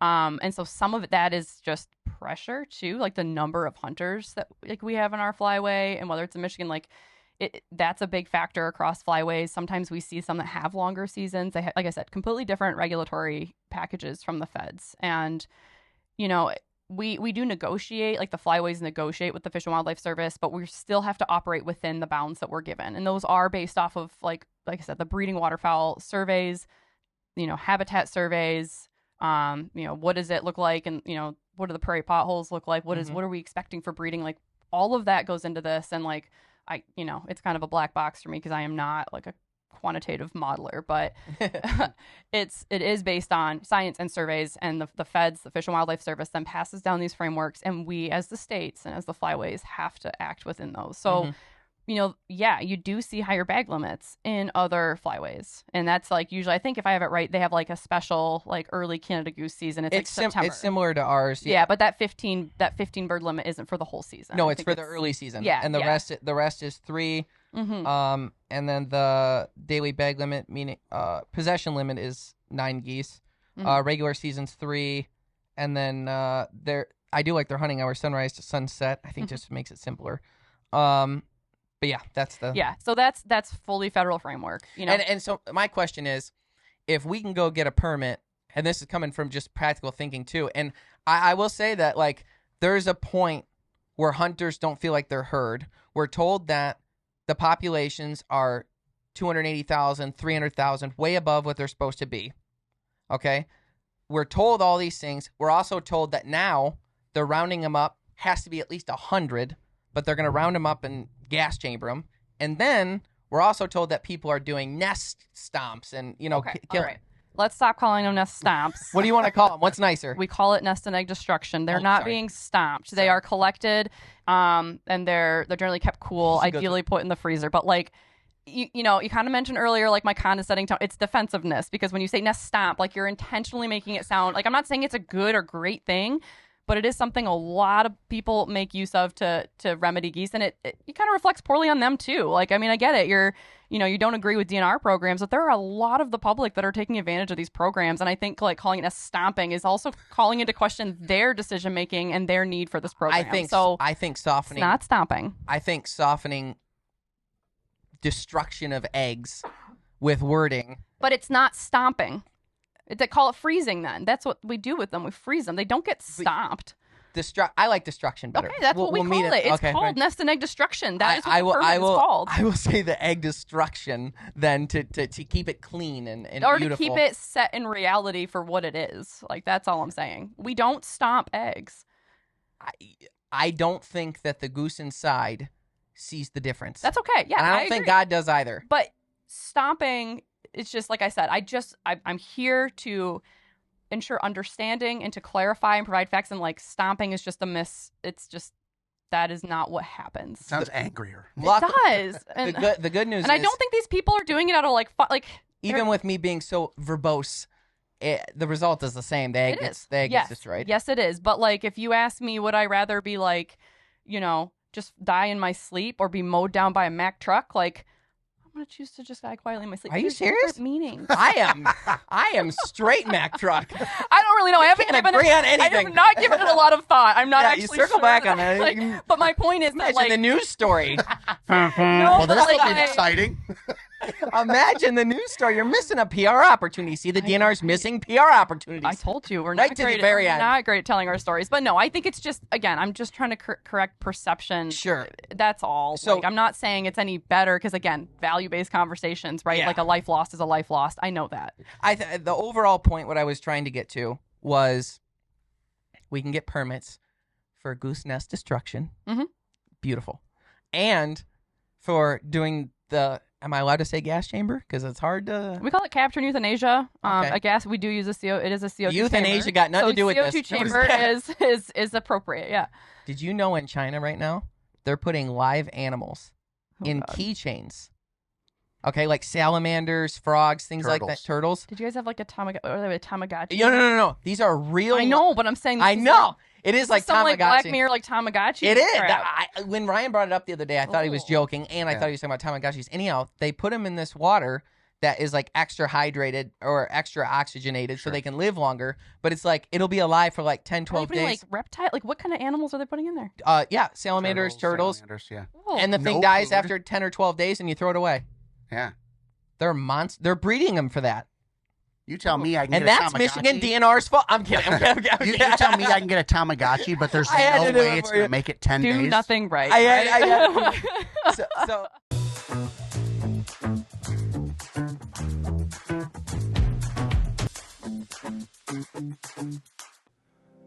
Are you anxious to get going?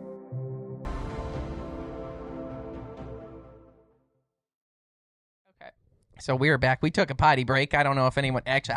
I just pottied. So if you're keeping track, that's what's happening. But circling back to where I was headed was, and I think this is from my perspective. This is where I'm coming from. And when I say hunters, I would like to note she hunts. Okay. When I say hunters, I'm replying to the comments That's fair. on our videos. So when I say hunters from now on, that equals comments on Greenway videos.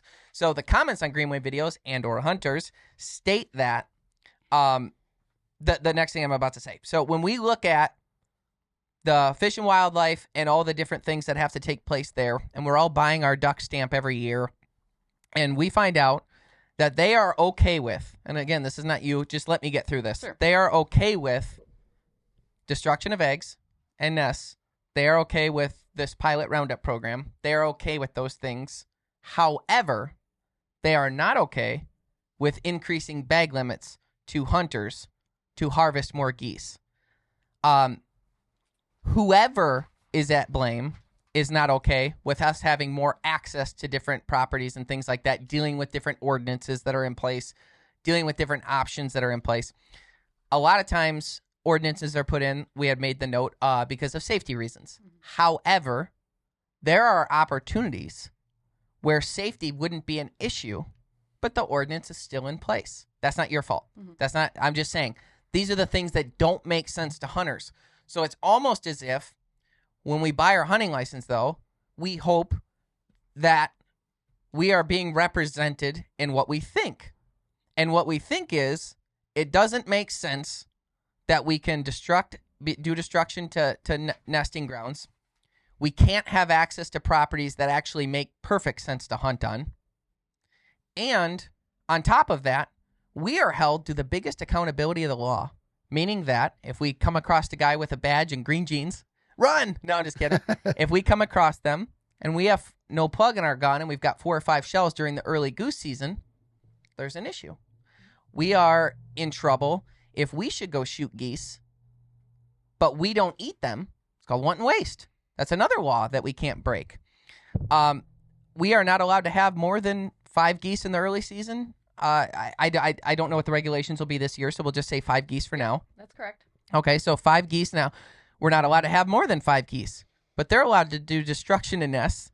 They're allowed to do, these roundups. They're paying for it just the same way that the sharpshooters were paid for the deer, but that doesn't, we bought our license. Like that's our resource. That's what we love.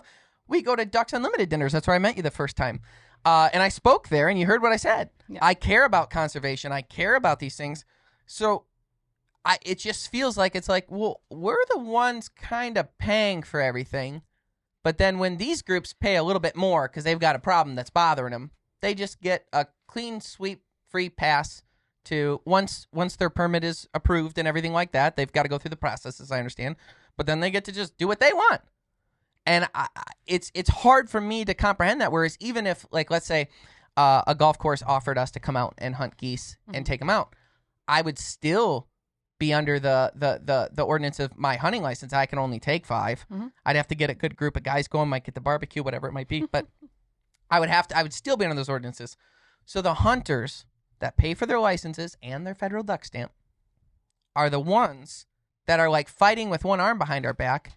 And as far as the seasons go, as far as like where the season should be and this and that and everything like that, when they tell me that they have tried everything that has to do with hunting, and that's not you, that's the Fish and Wildlife. When they tell me they've tried everything there is to do with hunting, by definition, that means you've had a 365-day season with no limit on shotgun shells and no limit on bag limits. By definition, and that is trying everything. I'm not saying we should do that. I'm not advocating for it even a little bit. Yep. But by definition, that would be trying everything to get goose populations in check. On top of that, you would also need to open up these access things where should ordinances be allowed to stop safe settings from allowing hunters to be able to hunt? I don't know that answer. The problem is for the hunter, though, who buys the license and goes to the meetings and hears about these goose destructions, hears about these roundups and our precious resource being gassed, and hopefully we find a way to be able to feed it to other people and stuff like that, but that hasn't been worked out yet. When if we'd be in big trouble for wanton waste, it's like, everyone's just out there doing a free-for-all with the resource that we fund.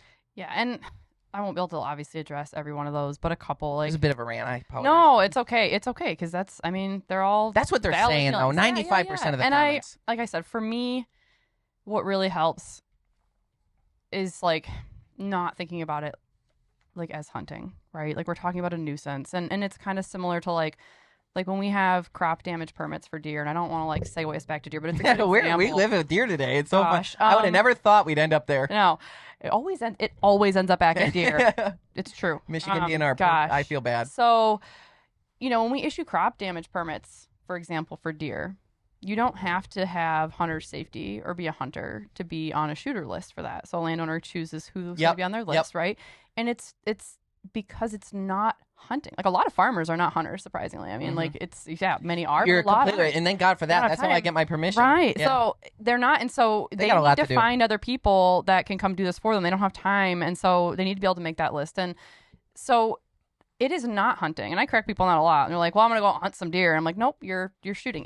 We basically tell these farmers, like, these deer, like, yeah, we tell them same thing. Do everything you can during season. Be shooting as many does as you can so that you're setting yourself up for success in the spring, right? So you're not, you're going to hopefully have less damage. And if like all that's said and done, you still are having damage, we need to shoot, as many as we need to get them out of there to hopefully move them on, become the neighbor's problem, whatever happens. But it's not hunting. It's dealing with a pest, a nuisance. I basically tell them they need to work it into their like annual farming plan, right? Is dealing with deer. And I would encourage you to kind of think about the goose stuff the same way, because I agree. It's like, it is kind of tough if you're a hunter and you're like, well, what the heck? Why can't I go and shoot as many? If you have a problem, let me shoot as many as I want to shoot.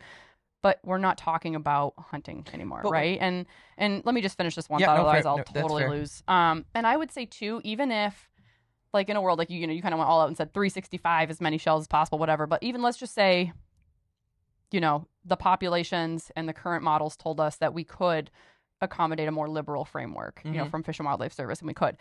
I would argue that even if we got, so say we had 280,000 geese last year in Michigan, and we got it down to, I don't know. What would be the ideal number? What would be the ideal? Like I said, we manage them between 175,000 to 125,000. Okay. What is the ideal number? I don't know. Those population goals have been placed probably for a long in there time. though. But like probably in there, and honestly, like we can support more geese in Michigan. But what we hit, and same with deer, like we could probably support more deer on the landscape. The reason we have too many geese or too many deer is we reach a social carrying capacity, right? People's ability to like they're frustrated with them because they're having these issues. And I would like say, bear. yeah, like with everything. And I would say that even if we could get, even if geese were down at 190,000 geese, we had about 100,000 less than we do now, we would still have geese in these places where this is an issue. We'd still be facing these issues with local ordinances because they want to be there. Like maybe there will be fewer, but they'd still be there. We'd still have to have some kind of solution. So I don't know. I think, and that would go with, the mindset of like increase the bag limit or any of these things, even if we could. Like, again, we can't because of federal, frameworks, but I don't know that it would, I still don't know that it would address the problem, like where this captured euthanasia problem or program comes in. And yeah, like I said, we do agree. Like if I could, completely do away with the, all of our Canada Goose programs and have it be only hunters, like we would 100%, like DNR would take that option in a heartbeat, right? Like you said, we're supported by license sales. Like a lot, I'm a hunter myself. Like I'd be happy to. And it's especially frustrating. We talked about this a bit when access is so hard. Like I'm not a huge goose hunter. I pretty much shoot geese when I see them while I'm duck hunting because it's not easy to find a field to goose hunt. So it is tough to think like, wow, like we have to get rid of geese in this way and I'm having a hard time finding a place to shoot any of them. Like I sympathize with it. I feel it. I see it. I still think it's helpful just to think about this is just different than hunting. It's just trying to deal with too many geese in an area where they're causing a problem where hunting isn't an option. So if hunting's not an option, that's why I wouldn't call it hunting. I don't call it hunting when they're shooting deer on crop damage out of season. I don't call it hunting when there's sharpshooters, and they wouldn't either. Like it's not. It's just dealing with a problem that if we could otherwise deal with using hunting, 100% we would. I appreciate the fact that you representing the DNR, which is a huge responsibility. And I don't also take it lightly as like, I don't want to win or make this. I do. Okay. Well, I, to my point though, I don't want to win or have a fight with you to the death on some of these topics where we disagree, because it's not lost on me that you have an incredible amount of pressure on your hands of representing both the DNR and your own personal beliefs and some of your not personal beliefs. Yeah. That's not easy. So I just wanted to, I wanted to mention that too. I think for us, like, still at the end of the day, I completely hear your rebuttal and that sort of thing. I think that we have to be advocated for, and I don't know whose responsibility that is. If it's Fish and Wildlife, if it's the DNR. You had mentioned that everything that you do has to kind of be approved by Fish and Wildlife, right? Well, yeah, everything. So for the federal frameworks for migratory bird hunting. Got it. Yeah. So my question is, have you asked for more? Yeah, I mean, there have definitely been times in the past, and that's how we get more, right? Like, they took some effort to get to be as liberal as we are now. Like, you know, the season we have now wasn't, I think it was only to the 15th, just a year or two ago, right? It was like ended on the 15th. Oh, like, yeah, and I September 15th, I believe. It was like the 1st to the 15th, and then now it's the 30th, I think. Oh, maybe. I don't know. I think for a while we've been trying to use all of September because, like I said earlier, we're trying to time it to target those temperate birds, those temperate breeding geese. Yeah, so, yeah. The ones that are kind of causing the issues here. Mm-hmm. But we haven't always had, you know, the 107-day season. Like, there was a time, and I feel like it was, I don't want to say because I don't know. Don't but worry it was about like maybe 2022, 2021. Like, sure. You know, so it does take push from the flyways to get, you know, more liberal seasons, and like it is a possibility, but again, a lot of it is based in like the adaptive harvest, the AHM, the adaptive harvest models or management models that they use like for these species, and again, like getting way off into like quantitative modeling fields. So like those are a black box to me, but we trust, you know, the modelers and the quantitative biologists that do this stuff and that build models for species. That's why we have like those you know, species specific harvest strategies too, whether it's, you know, for pintail or whatever, black ducks. Like, it's based on survey data that goes into these models that tells us like this is what we need to keep the population where we want it to be, and that is all out of making sure we have this forever into the future, right? Like, despite the fact that, you know, one of the points that come up is like, oh, the DNR is trying to exterminate all the geese. Like, never. No, that would never be our goal. And, you know, Fish and Wildlife Service, same thing. Like, we're trying to responsibly manage the resource. And like, I think we've done almost too good of a job for geese, because as we know, like, they were almost extinct, and now we have them coming out of our ears. Gone, yeah, like they were almost gone. And, you know, it's thanks to changes and like, you know, regulations. They still taste good. They still taste good. Justice for the Christmas goose. Justice for the Christmas goose. But yeah, I just think, you know, I want people to know, like, you know, yeah, there's a lot of conversations to be had, like, you know, based in values about, you know, taking life. Like, we were talking about how it's a spectrum. Like, you know, here in this conversation today, there's a clear difference between a hunter harvesting a goose for food and, you know, euthanizing it in a CO2 chamber and then still hopefully using it for food. Like, there's a separation there, but there's even further separations from like any killing of a goose by a human is wrong. And that is a you know, a value that exists. And like those people that, you know, that's okay to feel that way, but it's hard. And so coming back to just like my goal here today, and like, yeah, it seems like you and I don't think anyone would win or die, because we'd just be here. These guys would leave and we'd still be here like 3 days from now. Batteries are dead, nothing's being recorded, and that's awesome. Like, I love that. But the goal was not to like be like, yeah, this is cool, this is great. You know what? Just capture and euthanize everything. I don't care. It sounds wonderful. No, and I would not support that. But also, I wanted to just at least like make sure there was understanding and to get out there that like, this is the last resort. These sites are paying for, like, we're not encouraging. We're not looking for sites like, you know, out driving around like, wow, did you see all those geese? I'm going to go see if they want to capture and euthanize. I'm like, no.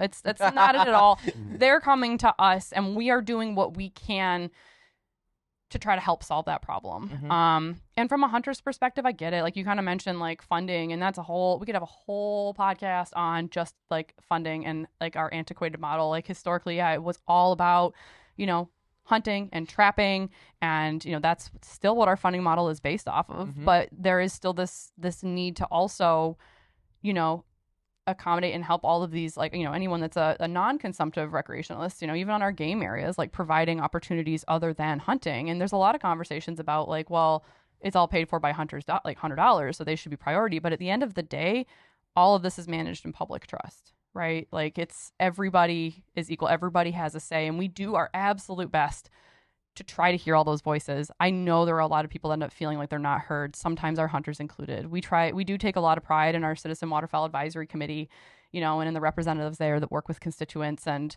trying to bring, all waterfowl hunters' opinions to the table when we're setting season dates. We try to do the best we can. You're still going to fall in disagreement. Like, it's just going to happen, right? And it is what makes it a hard job. It's, because like you said, you're representing DNR, you're representing yourself, you're representing other hunters, and, trying to ultimately, at the end of the day, that's our goal. It's why we got for a lot of us, like for most of us, if not all, like for Wildlife Division, why we got into this field is to do the best thing we can for the resource. Sure. So. I did say in the interview that I did that when they asked me why that Michigan was getting on board with this when historically we hadn't, I said that I believed that it's likely that they were focused on trying to solve a problem that was in front of them that seemed like it was tough to solve, and they just carried a different morality into it than I would have. And I think we can probably agree to that is like, you guys are trying to solve a problem. We are trying to solve a problem, but I wouldn't agree that we carried a different morality. Like, it was never going to be the first option. Like, we would have been doing that a long time ago if our first option was capturing euthanasia. Like, we did not arrive at that first. And we've built it off of, and this is not like they did it first, so it's fine. But like other states do this. It's a model that's been shown to work. But we're only now coming to it again, because of AI in the landscape and just somewhat, the ineffectiveness of roundup and relocation to solve the problem. But I wouldn't say that we came into it with a different morality. It's not lost on us that this is not an ideal way to remove a goose, because we do agree that if hunters could, get to these geese and, and at some sites, hopefully maybe they can. Like I said, I think hunters should advocate for trying to hunt in some of these locations, but ultimately, like, especially if it's private land or if it's a local, municipality, like, it's up to them, not us. But we don't take the decision lightly to go in and gas geese. Like, we don't love that. Like I said, it's the best interest for the resource. Like, okay, well, how the heck is that the best? Like, it's really not, but it's still trying to find a way to ameliorate these human goose conflicts, which is also a lot of what we do too, right? Like, I take a lot of phone calls and I, help a lot of people every year with. Sorry about nuisance. that. Nuisance. No. I was gonna say like nuisance wildlife, like in the springtime. Yeah, no, you're good. That's when wildlife are like, people are starting to get back outside because the weather's nice, and like animals are also outside because like the weather's nice. They're coming back out. I think the lake closures are probably the worst of it all, in my opinion. But yeah, but it's that is a lot of what we do, and this is just another one of those. We did need a solution. Yes, we needed something for these sites.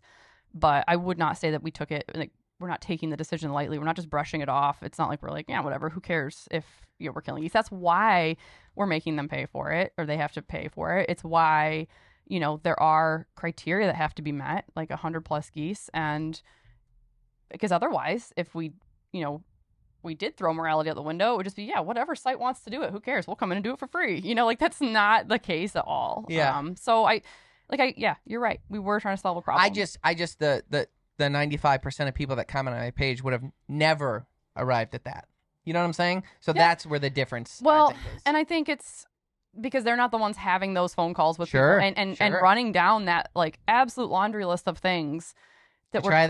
Try this. And there are some sites like that call, a headset. And I'll tell you, they're like, just stand there and they're like, are there any other methods of euthanasia that were tried? No, so I can't imagine from a PR perspective how we landed on gas chamber, and people go, that won't cause controversy. Gas chamber. Boss Shot Shell's number 4 War Chiefs was my favorite. Don't start we were already kind of a cripples conversation with me today. But nice. No, so we are not.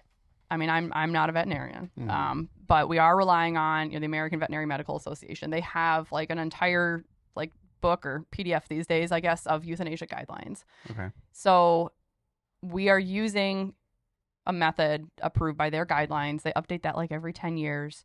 And it really is. And we did, like, we would have like been considering like other options. Like there are other ways to euthanize birds. This is the best option available in terms of just it being like effective, but also being efficient. Like, so they're not like suffering. We're not dragging it out. We are trying. It's like I said, it's the best option we have. I will say you're setting yourself up well for being able to utilize the meat, just because gassing them won't impact the meat. Yes. Yeah. No, I'm just kidding. I'm kidding. Don't take her side. talking You're on our this side. whole time. No, it's a really good She's point. like, where were you this whole fight? I didn't want to interrupt. There was a lot going on. I'm just here to say I'm on her team. Can't get a word in edgewise with us. I get it. But Try you're not to get a right. That's ticket. a really good point. Again, I can't write tickets. You can tell me what I know. I want to believe that you can. I already told him he's want to getting believe one. that I can. I think too is that of course there's no. I don't know what I was going to say. I think that we should kind of summarize our final thoughts. Yeah. You went first from the top, so you can go first again if you like. Just kind of your final thoughts, and then I'll give mine, and then we'll move on to happy topics. Yeah. I think it's just as simple as like this is not. I understand the contention around this. I do not expect everyone to agree. I hope that they at least understand. And, we are happy to answer questions. We're not trying to be sneaky about this. We're not trying to avoid talking about it. Like I said, we're just not always the best at telling our story and getting the news out. Like I said, we weren't hiding this. We're not even really great about talking about the good stuff we're doing, let alone the bad. So we are, out in the open about this. It's on our website. It's not meant to be a first resort. It's meant to be the last resort after a site has exhausted all of their options. The site has to pay for it. It's not best case scenario. We do manage our populations through hunting. We want to continue to do that. And I would just encourage you to just think about this a little bit differently than hunting. But I also, I understand all the things you've said today, and I've appreciated the conversation. So Me too. Thank you. Well, we're not done. This is just the mean part. I know. My summary on it is this: is number one, I really appreciated this conversation. For me being like a compassionate person, I took that personality trait test, and I'm a woo. One of my main trait is a woo. Do you know what I'm talking about? Woo? A woo. It means like you want people. All right, it's not That like describes you severe. perfectly. No. Woo girls or something.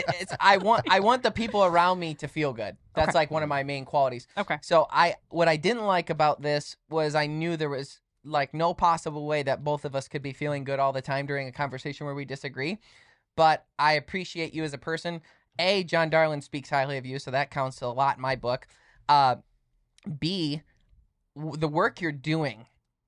There is no path that is better for hunters than a path of you and I getting along really well. Like that is what will make things better in the future. The DNR has policies in place years ago that they've gotten rid of and that they've switched to, and things come and things go, things change and things move.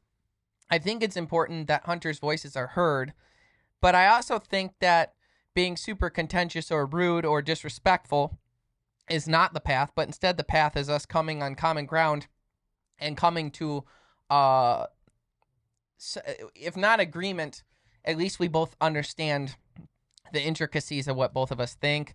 I think that that's the way to do it. I think when it comes, like you look at the deer thing we talked about in Michigan, there's so much fighting and anger and hatred and cussing and punching. No, I'm just kidding. I added a little bit in Not there. a joke. Yeah, no, probably.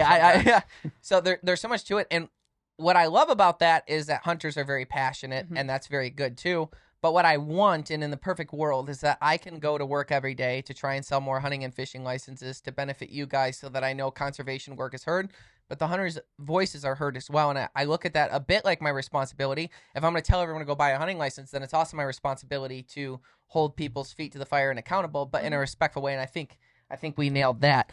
As far as the overall summary and like my feelings, and I feel like I'm inclined to say this with the 95% of comments that were on my video, is that I do believe that the scope of what the DNR does and focuses on, that I think we need to open up those parameters as far as like some of the things you simply can't do. But when I talked about the golf courses and being able to hunt there, I think that the hunters have to have a stronger voice to go out and advocate for those things in those cities and in those townships.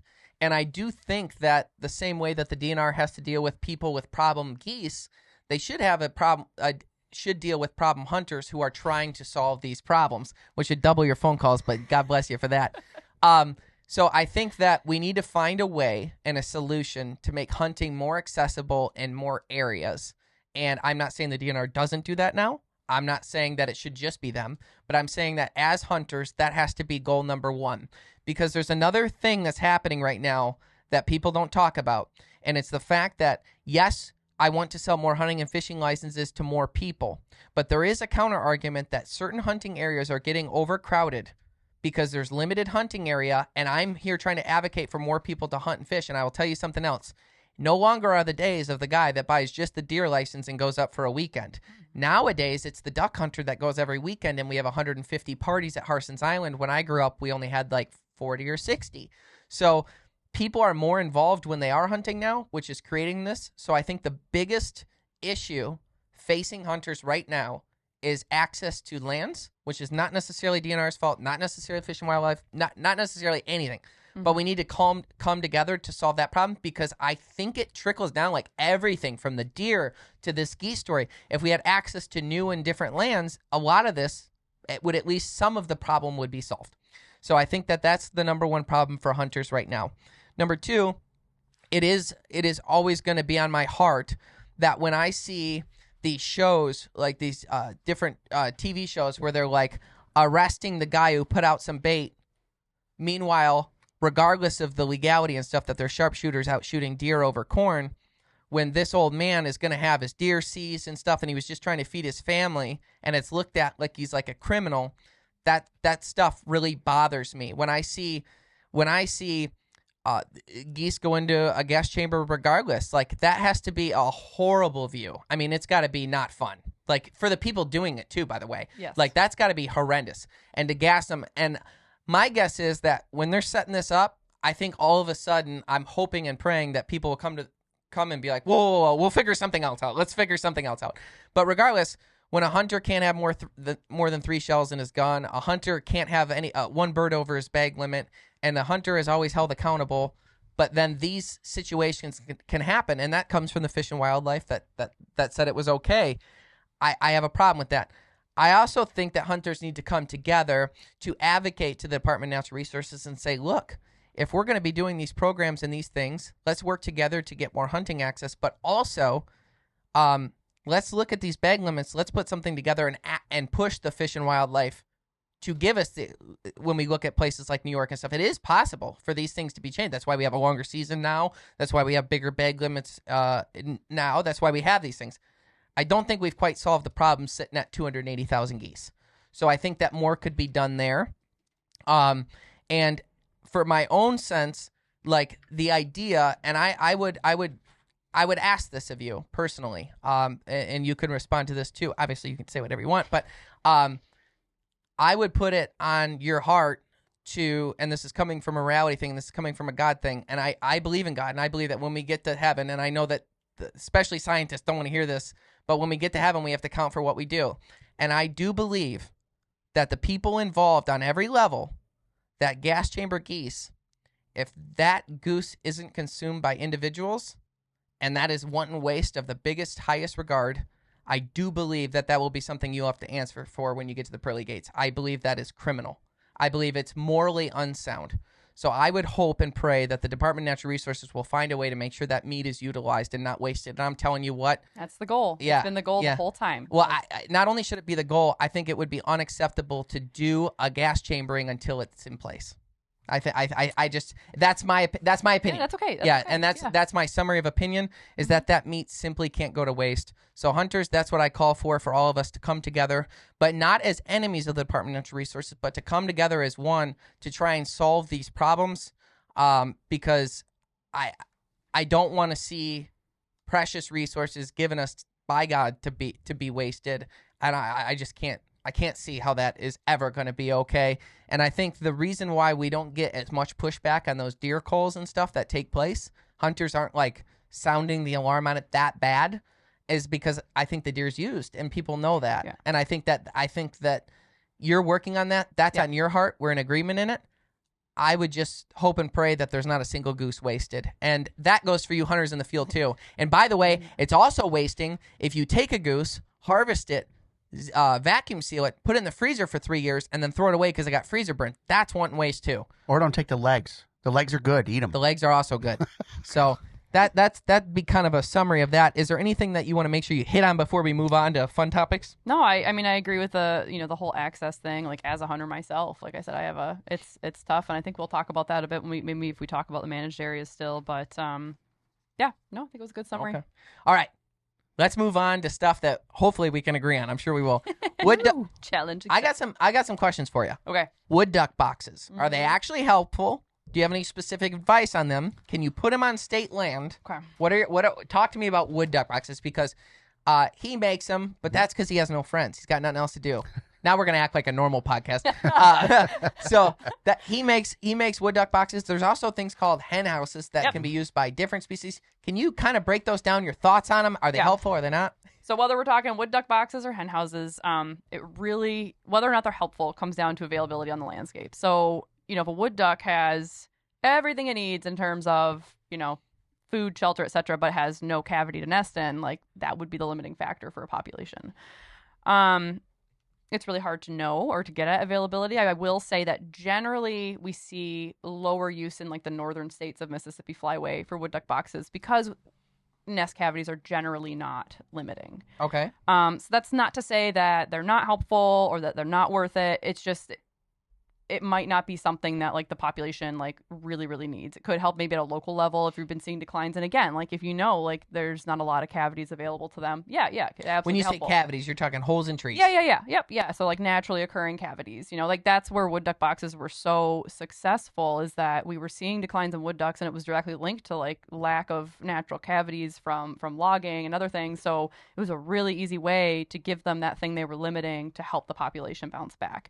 And it's a very easy thing for people to do now still. Like, it's kind of entry level. It's awesome. Yeah. Especially if you've got like a pond in your backyard and you want to watch like wood ducks. It does work too. Yeah, it does work. Like you put it out. It's like, how are they coming across it? It always amazes me. Like he had one in his backyard. Never seen a wood duck back there ever. You put one up and it's like, you build it, they will come. So then I put another one and then they started coming too. And then I had two groups. And this is going to segue so well into like advice I have for You're them. Going to prison. I thought it was legal. I didn't know. Once again, I am still trying to arrest people throughout this podcast. Okay. So the biggest thing. So placement is important. So wood ducks, and other tree nesting or like cavity nesting species, this is pretty popular amongst all of them actually, is intraspecific brood parasitism. So when you get two or more hens laying eggs in the same box, and that can be triggered sometimes. And well, I guess I'll say like why they do that, right? It makes some sense. Like if they have like their clutch that they're going to incubate, but they've dropped a couple other eggs in other places, some other hens, like if their nest gets eaten, they've still got some fail safes out there, right? Like they'll still produce some young. But it seems that like what we call dump nesting is where they just, are multiple hens are just laying a bunch of eggs in another box, can be triggered by a hen that can see another hen laying in a box. Like, so if there's another box visible, like two boxes, they can see each other. Or sometimes you'll get like the groups of boxes. Like that was always kind of an advice. Like, put up a group of them. You can get a lot of dump nesting, which is then you're going to have a nest box that's just full of eggs that no one's incubating. And like the higher the rate of this dump nesting, or of them just laying multiple hens laying in one box, as that increases, clutch size increases, and the likelihood that those eggs hatch and produce young decreases. So you can actually be hurting because they're laying more eggs, but they're not hatching. So the best placement advice I can give is to more is not always better, but and also trying to make sure they're like visually occluded from one another so they can't see each other from it. Like, they make terrible neighbors. I have the pond in my backyard is like maybe the size of this office, and I put one on each end, and there's no trees. They can see each other, but I haven't had I check it at the end of the season. I don't have that issue. Yeah, there might be like a threshold, and two's okay. You mentioned a really important. They fight in the morning, but that's it. Is that you check them, and that's the next point. Is like, so placement is important. Don't overdo it. But also maintenance. Like these things are a long-term commitment, and that's where we see like it's still a really great like kind of entry-level conservation project. Whether it's a Boy Scout group or just a volunteer group that's looking for something to do. Like they're fun to make, they're fun to watch them use it. But where we see these efforts fall apart is when they're not maintained. So you get non-target species using them, whether you get starlings or whatever in there. They're not taken care of. You see them all the time, like on game areas where they're like dilapidated and falling over, or you don't keep up on the predator guards. So you're also creating an issue where like ducks are using them, but raccoons are just eating all the eggs, right? So you got to put the guard at the base. You got it, but you got to maintain the guard. Is what I'm saying. Like if it comes down, you got to put it back up, and that's where we see it fall apart. Is like a group thinks like this is really great, and it is. It's cool. Like I said, I'm not against putting them up. I just think really having a plan in place. Got it. For like maintenance long term. Mine's like a 4 seasons. I go in at the end of each season. I pull out all the stuff, anything that's left in there, and then like early March before they're going to start coming in, I go in and put fresh cedar shavings. So He's it's nice never for actually 'em. been to You're a like 4 seasons. turning over linens for them, and There's you can put a little bit of chicken wire up on the edge so that the babies have an easier time getting out to then go down into the water. And his chickens and ducks run a perfect decoy spread in order to get all the fox and geese fox and coyotes to kill them instead. oh gosh, So it all works out That's really right. nice for him. Yeah, you got predator evasion tactics and everything. So yeah, they are good. We're not necessarily lacking, in northern states of the Mississippi flyway for nest cavities, but it doesn't mean it's not a good thing to do. Sure. Maintenance is key. The maintenance is key. That is interesting. Is like, admittedly, if I was like, how to make a wood duck box, cool. It'd be cool. You'll have wood ducks here. Yeah. I'll put them up. The more the merrier. And then and then you put them up, and it's like you didn't know that you just made the perfect setup that these wood ducks would have probably nested somewhere else, but now they've nested there, and now raccoons are just And ravaging. potentially you're getting some Yeah. dump nesting going on Yeah. with that brood parasitism. Yeah, and It's interesting. It's not intentional. Like people they have good intentions when they do this stuff. It's just that maintenance of staying on it. It seems like when you see one on a pond, you see like 11. Yeah. You know what I mean? Like when you drive by on the road, the expressway, you happen to see a pond It with it. depends on the time of year, like once they kind of pair up. No. depending I on- mean 11 Oh, duck the boxes. boxes. Yeah. Yes, yeah, because that was like I think back in the day when they first, like it was kind of how it was done. Yeah, It shoot was your like, shot with yeah, it, yeah, yeah. put a whole bunch out there, and like the more the better, and then realizing like that can result, just in that dump nesting, which is really So wasteful. interesting. And then so you asked about state game areas too. Can you? Yeah. Can I just go put So one you up? can't just go put one up. I mean, you could. I don't think anyone's going to notice it's there, but I would say, work with the local biologist. It's possible that there's a reason they're not up. Maybe there's been a program in place. Maybe there already is a program in place. Work with the local biologist that manages that game area to figure out And they can just find them on the website. Yeah. I think they have like the numbers for our customer service centers on there, and you call that. They'll put you in touch with whoever it is you need for that specific area generally. But yeah, work with them. Like, sometimes they have volunteer efforts in place already, and they've got a program they're running, so they could get you involved in that. Or if they don't, there might be a reason why they're not doing it. So just to increase the likelihood of success of the program, I'd say just working with a local biologist. Cool. Yeah. Who are you seeing help the most in Michigan? Volunteer groups like Ducks Unlimited, Delta Waterfowl. How are they helping? Because here's the thing. There is, in the hunting industry, there's people that push back against Ducks Unlimited, people that push back against Delta Waterfowl, people that there's all sorts of issues. And there's also, like, what is with hunters and drama, too? Like, there's so much drama around it. So I just want to know, from your standpoint, what are you seeing? Who seems to be helping? Even if it's not the two big ones, is it like other groups that you're like really happy with what's going on? Like, what are your thoughts there?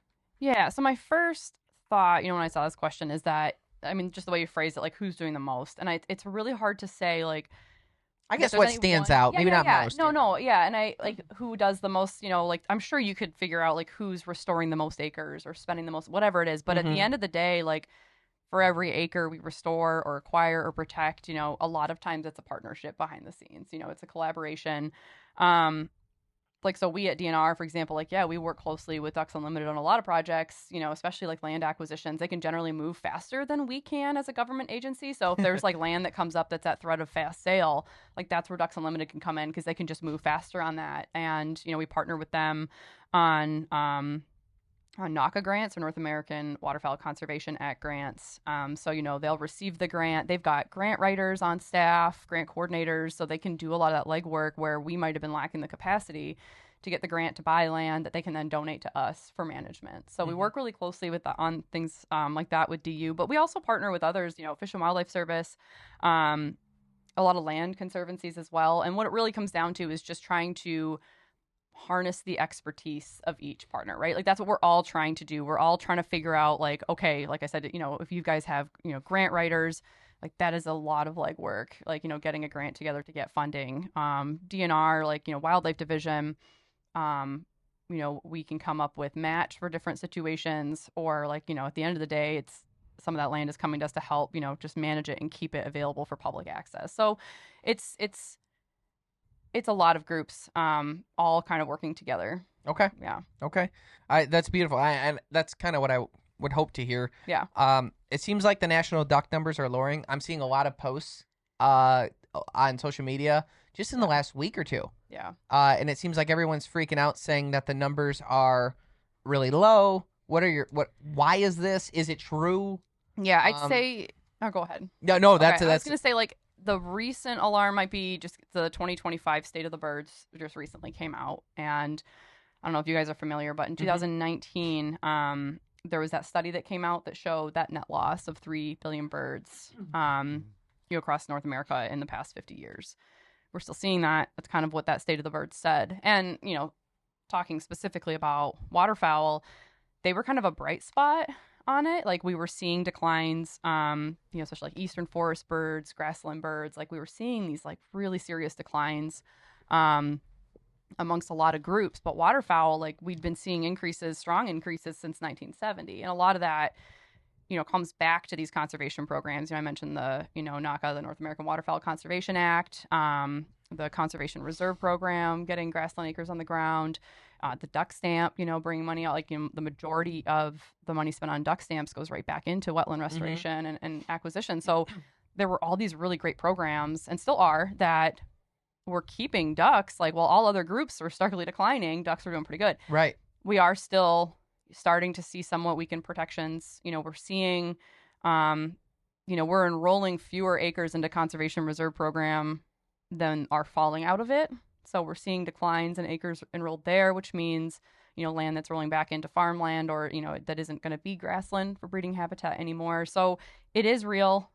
We are seeing declines. Ducks are still doing better than a lot of other groups. Is it like species specific, or is it?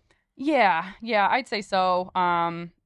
We can talk a bit about like Great Lakes mallards and, in Michigan, like it's specific, we're going to see, coming down from federal frameworks, the blue-winged teal season is going to be shortened down to 9 days instead of the 16. And that's because, continued drought in the, prairie pothole region is like we've dropped below the threshold that we need to see to have a blue-winged teal season at 16 days. So like that's specific to blue-winged teal. That was the early season that happened like September 1st or something yeah. Like so instead of it's usually like a 16-day season, this year it's going to be 9, and that's because of declines in blue-winged teal. How was the success on that season? Because I know that first we did a pilot test run to make sure that people weren't just shooting wood ducks too, because like identification. It's funny, when I first started duck hunting, you might get a kick out of this. I was like, how does anybody know what bird any of these are? 100%. Yeah. And then like year 7, I'm like, a bird half mile away, I'm like, pintail. Yeah, how do you not know? Yeah. I agree. I felt that same way where I was like, there's no way anyone knows what they're shooting. Seeing that season succeeded, and I know one of the big fears with people shooting wrong ducks, I was like kind of proud of Michigan duck hunters. Like, you guys were nailing it. Yeah, some wood ducks are definitely still being shot. The joke is, timber teal. I gotta. It happens. What happens if that happens? It depends on the hunter. Like, you could, self-report and probably nothing come of it, but that would be like by the book, the right thing. Like, oh my gosh, I shot something out of season. I don't think that's what happens. Of course not. Yeah. But generally it's just being sure. And it is hard, if you're not comfortable, just waiting till like it's definitely light out and you're really sure. And maybe it means you shoot fewer ducks, but you're only shooting the ones you should shoot. And yeah, it has been a successful season. It's cool. I mean, blue-winged teal, especially like, zip through so early, like we'd miss them otherwise. So it's cool to have the opportunity for those birds. I was joking. It's like, man, it's really tough to know what shot to have in your gun because you're either going to shoot a freaking goose or a teal. And they're like, those are the two you're allowed to shoot. And it's like, take the ones out. Jeez. Yeah, no, it's like you're doing that like speed. Right. Teal are so fast. Yeah, good luck, you mentioned John Darling earlier. If you ever talk to him, ask him about me and hunting for teal because I'm just like, oh no. Like they're like, I'm not like I'm an average waterfowl hunter, like in terms of how much I hunt and all that. Like I'm not the worst. I'm not the best. I'm probably right in the middle. But like, we should do a hunt this year, you and I. We should do a Harson's hunt. Yeah, I'll get the draw so everyone doesn't freak out if we get a good pick. Oh yes, and rigged, obviously. Yeah. But no, we should do that together. Yeah, no, that would be awesome. And yeah, it's just funny. I mean, I think teal are very fast and they're small and they're unpredictable and they're zipping all over the place. So like, I think they're a lot of fun to hunt. But I did a pigeon hunt this past weekend. And it was a vlog actually that probably would have just come out by the time this video airs. And those suckers it's like pick a lane so I can guess where you're gonna be. You know, especially like they'll come in. If you're hunting at Harson's and if you're hunting in one of our our cropped zones. So you're standing in corn and you see them, but all of a sudden they duck below the height of the corn, and you're like, oh crap, they're gonna come up literally anywhere. In your face, It just, jump scare you. I lose my mind, but it's good. Yeah. So the short answer is, yeah, we're seeing these declines. We're also seeing them in Michigan. Don't know why I said the short answer, because the long answer is also yes, but there's a lot to it. We mentioned, these programs, the CRP or the Conservation Reserve Program, fewer acres into that, enrolling in that are falling out. The prairie pothole region, like that's like the duck factory of North America, right? Like if they see a number of years of drought, like that's really impactful for some species. Specific to Michigan, we rely a lot on our like homegrown Great Lakes mallards. That's a lot of the ducks that we have in the state. And we've been seeing long-term declines in those as well. I would say, I'm trying to make sure I get this right. I think it was over 40% declines in Great Lake mallards between 20 and 2022. Like that's substantial. And it always brings up that conversation, right? Like mallards are declining. Well, why the heck are we still shooting 2 hen mallards? Like we should go to one hen mallard. But current research, and it aligns with previous research as well, has shown us that hen mallard harvest is actually a pretty small component of annual mortality. And that it's interesting that reducing bag limits, or even, under current numbers, like if we reduce the bag limit, it would not be likely to increase survival. And so you gotta get into like additive versus compensatory mortality, right? So like the idea that if we shot fewer hens, more ducks would live. You would think so, Yeah, but in but reality, not- it's but just not. more ducks. You're just feeding more foxes, coyotes, whatever. So like, non-hunting mortality is really high, and decreasing the bag limit wouldn't deal with that, wouldn't, change that. Interesting. I love that answer. Yeah. So it's like, it's a real thing. I mean, we're trying to do what's best for the resource, and we talk about this, every year with our Citizen Waterfowl Advisory Committee. That's always a question that's been asked, like mallards are declining. Should we go to one hen? Should we go to one hen? And the reason we haven't is because it won't solve the problem at hand. And it's not necessarily like the counter to that is, well, it's got to be making it worse, and it's really not. We have more predators than ever on the landscape because we have fewer trappers than we've ever had, so that's a big issue for nest success. But also just quality of nesting and brood rearing habitat, that's a big thing. I mean, for decline for waterfowl and most bird species that we've been talking about. But then what's interesting for Great Lakes mallards too is this hybridization with game farm mallards. Yeah, I've done some studies on that. Yeah, like research and it's not good. No, and it's pretty wild. So they had they really hoped when they let all those mallards go that it was going to do good. Yeah, and it still happens. Like, I think Other in states, I Europe, assume, like it's over 3 million a year. The Atlantic Flyway, I don't know how many they release. I think in North America, like historically, we probably released around 500,000, and then I think around the 60s they started to dial it back a bit, but we still see probably 250,000 game farm or captive reared mallards released on the landscape. And why that's a problem? I love this. These mallards are not wild mallards, right? They're captive reared.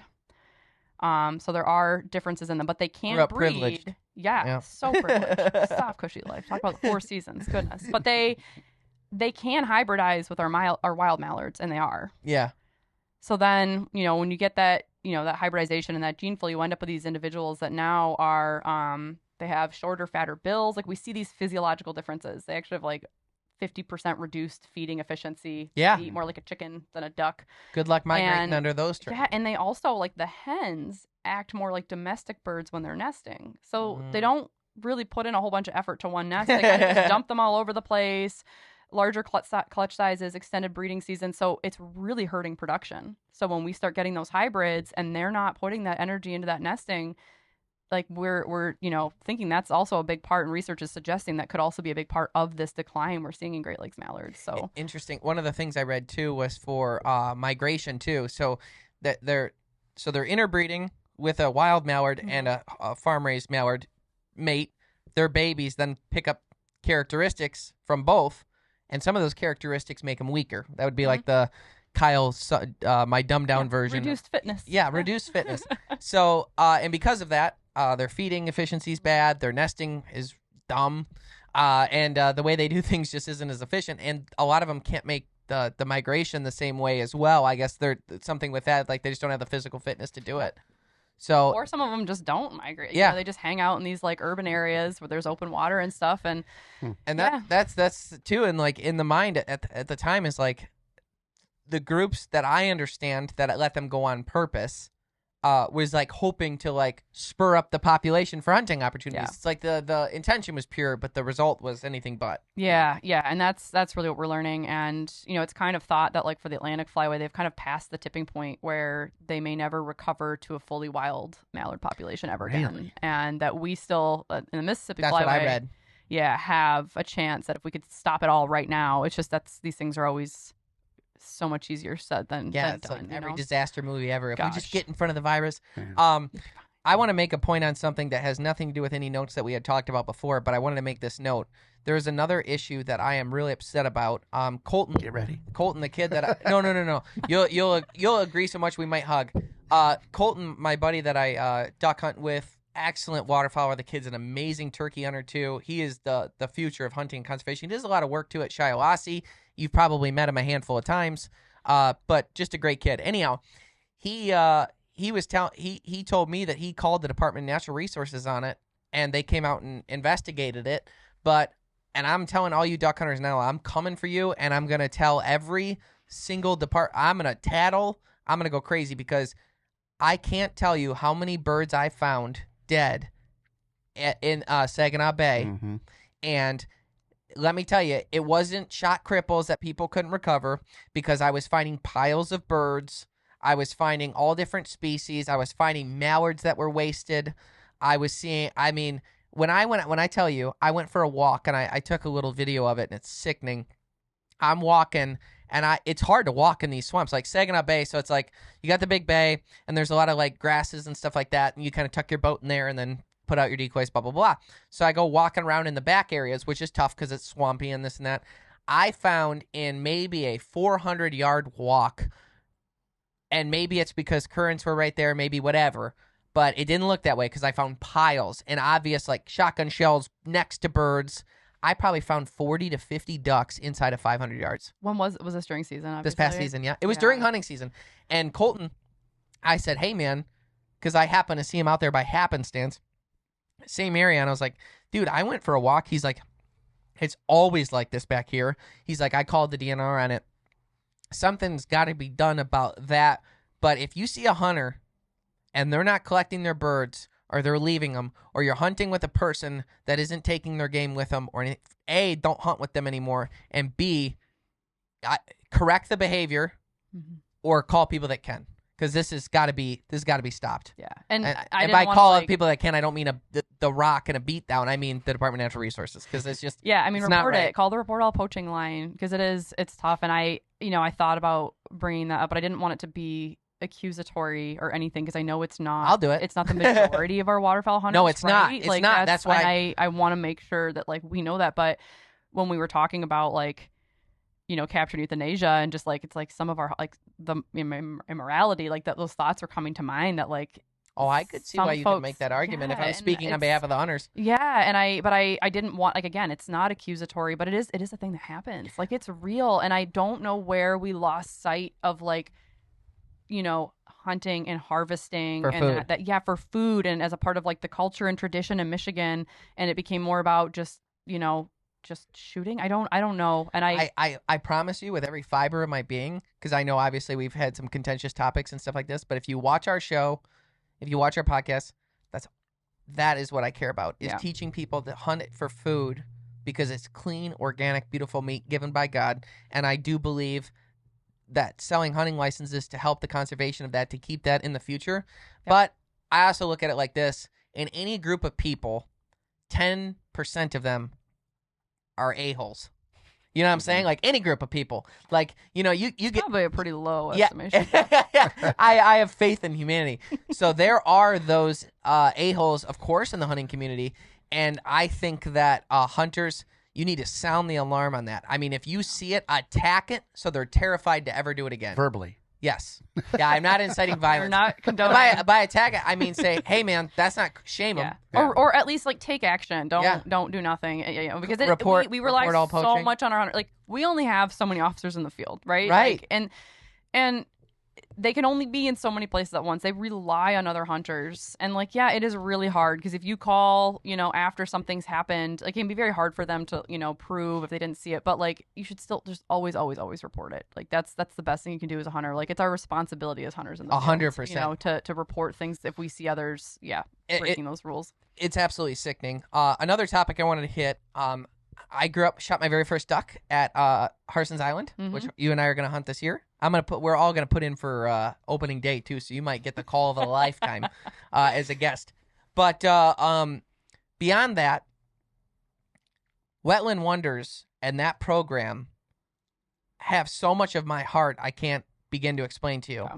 And when I went pigeon hunting with Colton, him and I were talking about it, and he had mentioned to me, I'm only going to say a top level, is there is a group or the group or somebody is talking about possibly getting rid of it.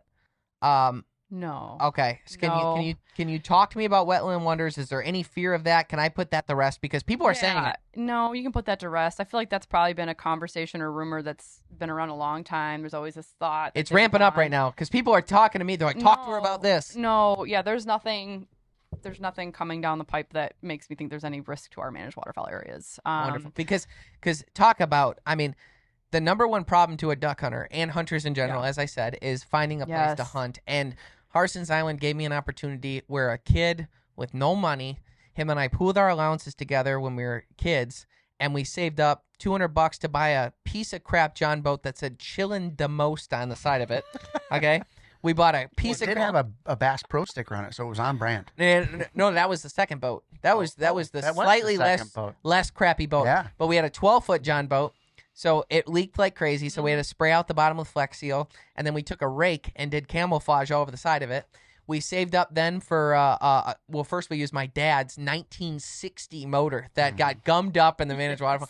But regardless, for $200 and then maybe $40 in hand-me-down decoys, and then a shotgun that was, we probably had pumps back then, and a box of shells. I was able to go out because of the managed waterfowl areas. It almost makes me emotional that I was able to go out and duck hunt because of the Wetland Wonders. And because of that, I will be like the crazy tree people, like the tree huggers that like protect the forest.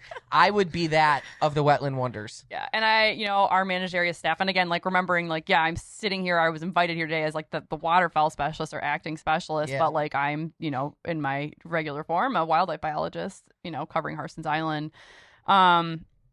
And I can tell you now, like our managed area staff, like we all feel the same way. Like we are, our staff do a really good job in these areas, and we're really proud of them and for the opportunities they provide. And like I said, like as a waterfowl hunter for myself, I moved into this part of the state, and like everything is super locked up either in leases or they just don't want people hunting there in general. Like I hunt Harson's Island. Like I don't have any magical other holes that I know about. Like that is where I go. And similarly, like that access, it just means so much. Like, your neighbors out there might drive you nuts and you might not get a good pick, whatever, but you're going to have somewhere to go. And I think like that for me, for those areas is what is so critical and important is like, you can go and you're going to get a spot. Maybe it's not, maybe you don't get the best pick, but you're still going to get to go out. Can I tell you a fun story? Yes. So, that first duck hunt that I was talking about, we go to Harson's Island and we get in the draw, and there's about 90 parties on a Saturday morning because that was the day that we could go, right? And I'm like, oh, crap. And then John Darlin, who I met for the first time that day, was so incredibly kind to us. And the other people that were working it were kind to us. They explained everything. And so anyhow, I'm looking at this map, right? So the way the managed waterfowl works is when you sign up, when you get there, they give you a number. And that number represents your party number. And then they do a drawing. And then whichever order your number is called is when you get to pick what zone you want to hunt for that day or morning or whatever it might be. And then that's yours for that time. No one else can go there. You get to go there. So we go there. First time, never being there. I have no way to understand what's good, bad, or indifferent, right? And as a hunter, I was immediately looking at edges. Like, I want to be away from everyone else, which is not what you want for a managed waterfowl area. But anyhow, I had been talking out loud to him that I have no idea what we're doing. And they pull our number. We're party number 7 because we were there early.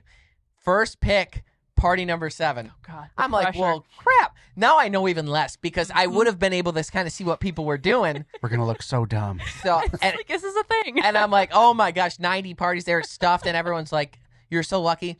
A guy taps me on the shoulder and he goes, pick zone 26. Yeah. And he goes, I was just there the other day. You'll get your limit. And I'm like, I don't even. No, I won't. I will self-limit myself. I promise you I won't. I will do my darndest, and I may use all these with a shell limit. No, I won't. Anyhow, he said zone 26, and I remember thinking at the time, okay, if he's messing with me because he knows I'm new, he may tell me something in the middle of the map. It doesn't look to be any significant thing there, you know, like when you're looking at the map. Mm-hmm. But if he's telling me the truth and I don't listen, I'm going to look like an idiot, you know? So I decided to listen to him. And as you know, if you know anything about Harson's Island, that 26 was a good pick. And like, just shout out to waterfowl hunters in general. Like, that is one thing I love about these managed areas too, is that like sense of community. Like, yes, I don't know, like they want everyone. We want to see these areas continue, and the hunters there, like they are all super happy to, like, okay, not everyone, like you said, 10%, right? What was that? There's always that 10% in a-holes, yeah. But generally speaking, like, you know, they're really great at helping, and our staff too, like you mentioned, John, and all of our managed area staff, like we want to make sure people, you know, we're not going to let you take a zone you can't get to. Like, if you don't have a boat and you need a boat, and like John had to come rescue me because our motor got gummed up, and we were a ways out. Yeah, we were ways get out. That. Yeah. It happens. But that's what I mean. Like, we was swimming us in. Nope. Was that no? God. Unfortunately, no. Oh, jeez. We learned the hard way. Oh, yeah. A lot of people think too. I get this all the time too. They call us trust fund kids. First of all, we lost everything to start this company. Mm-hmm. We started out flat broke with absolutely nothing. Built this from the ground up. The same group that's with me is the same group that's been with me since day one. From Pursuit Channel days to History Channel days. This is the same team that's been with me since day one. They're my best friends. We've lived across the street from each other since we were 5. Everything we've ever bought for hunting and fishing has come from us pooling our shitty allowances. That's excuse awesome. My French. And that is how we accomplished anything that we have here. And managed waterfowl areas gave us that opportunity. And I would say that we've traveled all over the world. There is no doubt, and you've said it yourself, that the Michigan DNR doesn't exactly do a good job about touting the good things that they do. There is no doubt that there is more contention here than the 42 agencies I've worked with across the country. Like, we have a lot of disputes here between the hunters and the DNR. My goal is to fix that, truly. And I think you and I, coming from complete opposite sides, are probably the best opportunists to do that. But the managed waterfowl areas are the most beautiful, like, version of the DNR being friends with the hunters, us being able to see how our dollars are spent, the conservation going to it. I remember being bummed when they quit charging to go. It was like $4 or something. Oh yeah, like the area used. I was like, no, I think we should still do that. Like, and hunters were complaining that they were good with paying that because they saw where it went. Oh, yeah. I mean, that's generally a case across the board. You know, there's a lot of conversations right now about like license package increases and all that, and like hunters. I mean, myself as a hunter, like I buy my licenses every year, even if I'm not going to go, like, because I know where it's going, and hunters are generally like, yeah, I'll pay whatever, whatever, because we want to see, you know, the future of it. Exactly. And yeah, so I really do love the managed areas. When I started as a biologist with the DNR, so like 3 years ago, I don't know, I was not super familiar with our managed waterfowl areas. So like I'd been, you know, deer hunting and that since college, but I was not a huge waterfowl hunter until grad school. So I went to grad school in Maine. Mm-hmm. I went to the University of Maine, and one of my office mates, you know, Chuck Ainsworth. Just that name, yeah. I'm sure. So Chuck Ainsworth he's been on our show a few times. Okay. He's in Maine. He runs the Big Ducks Unlimited, the biggest one in Maine. Okay, yeah. Good guy. And everybody who's ever been to Maine knows him.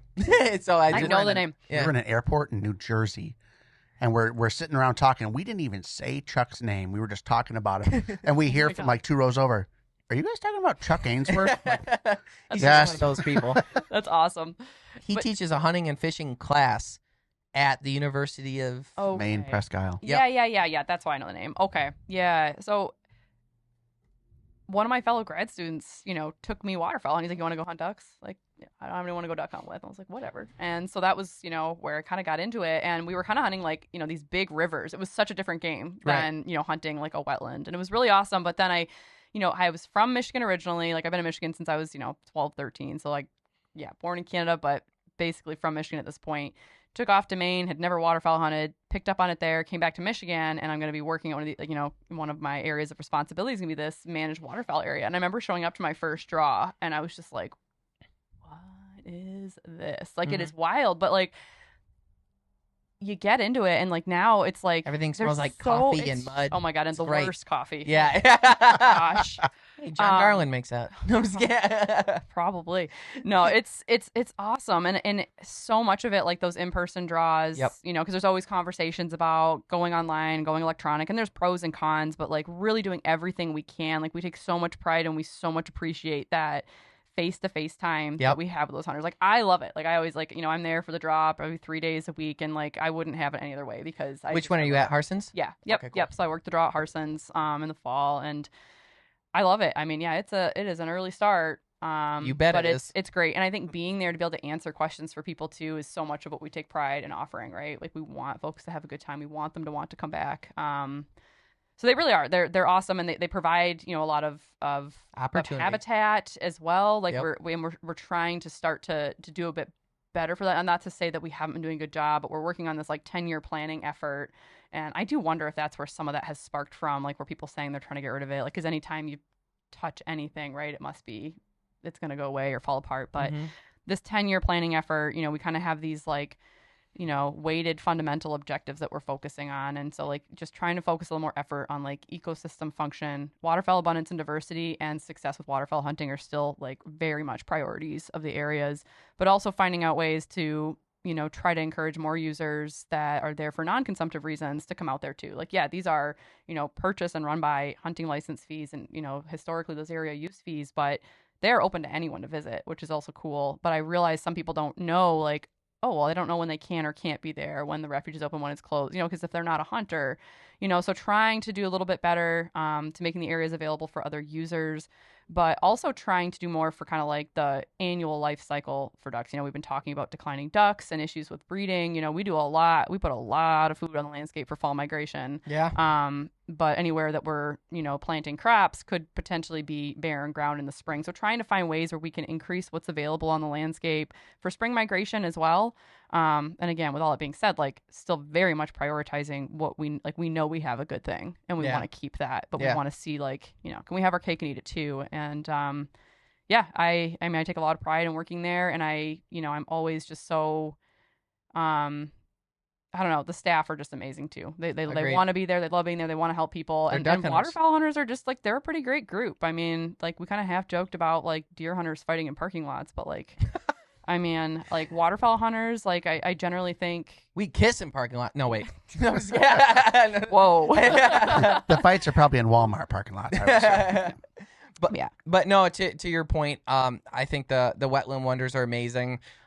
If you're a new duck hunter or aspiring duck hunter, especially in the state of Michigan, and they're in a lot of different states. I've been to one in Indiana before. They exist everywhere, and they are very special.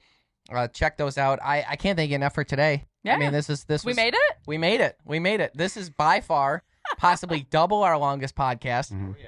And with good reason. You were an excellent guest. I appreciate the conversation. I think too, the hostility, I hope, will come down, and then the two voices will be heard, and then I hope for a good outcome. I do too. Yeah, and I appreciate you having me on here. It's been fun, you know. Sure, I'll be back someday, and if not, I'll see you on the island. I you'll definitely be back, because we honestly, I had I have 13 topics in my head going. Ask her, do it. But I know, open that can of worms. I don't Let's even take know this thing to 6 hours. Yeah. I don't even know that our cameras are like completely capable of handling this much time. But we're close. Yeah. Thank you so much for tuning into the Greenway Outdoors podcast. We hope you enjoyed this fruitful conversation. And at the end of the day, we're friends, right? Yeah. See, it can be done, folks. And if you are a hunter and you want your voices heard, do it the right way. Get out there and speak your mind. Call the phone number. Unfortunately, I apologize. I mean, seriously though, call us. Yeah. And I will say this: you were definitely open to what I had to say, and that's special and rare in this world. So thank you for that too. And I hope I was to you. Yeah. So thanks so much for tuning to the Green Outdoors podcast. Our seasons 1 and 2 of our History Channel series are streaming on historychannel.com and the History Channel app right now. In addition to that, we're going to be launching those 2 seasons on Waypoint TV, as well as an exclusive bear hunting episode where we're in the UP, actually, of Michigan, which is just an incredible episode. That airs April 8th at 9 p.m. 9 p.m. Eastern Standard Time. That is going to be coming out. And then in addition to that, we are filming in production right now, for those of you asking, season 3 of our History Channel series that will be coming out this September, we believe. So stay tuned for that. Thank you so much for tuning in. Stay green.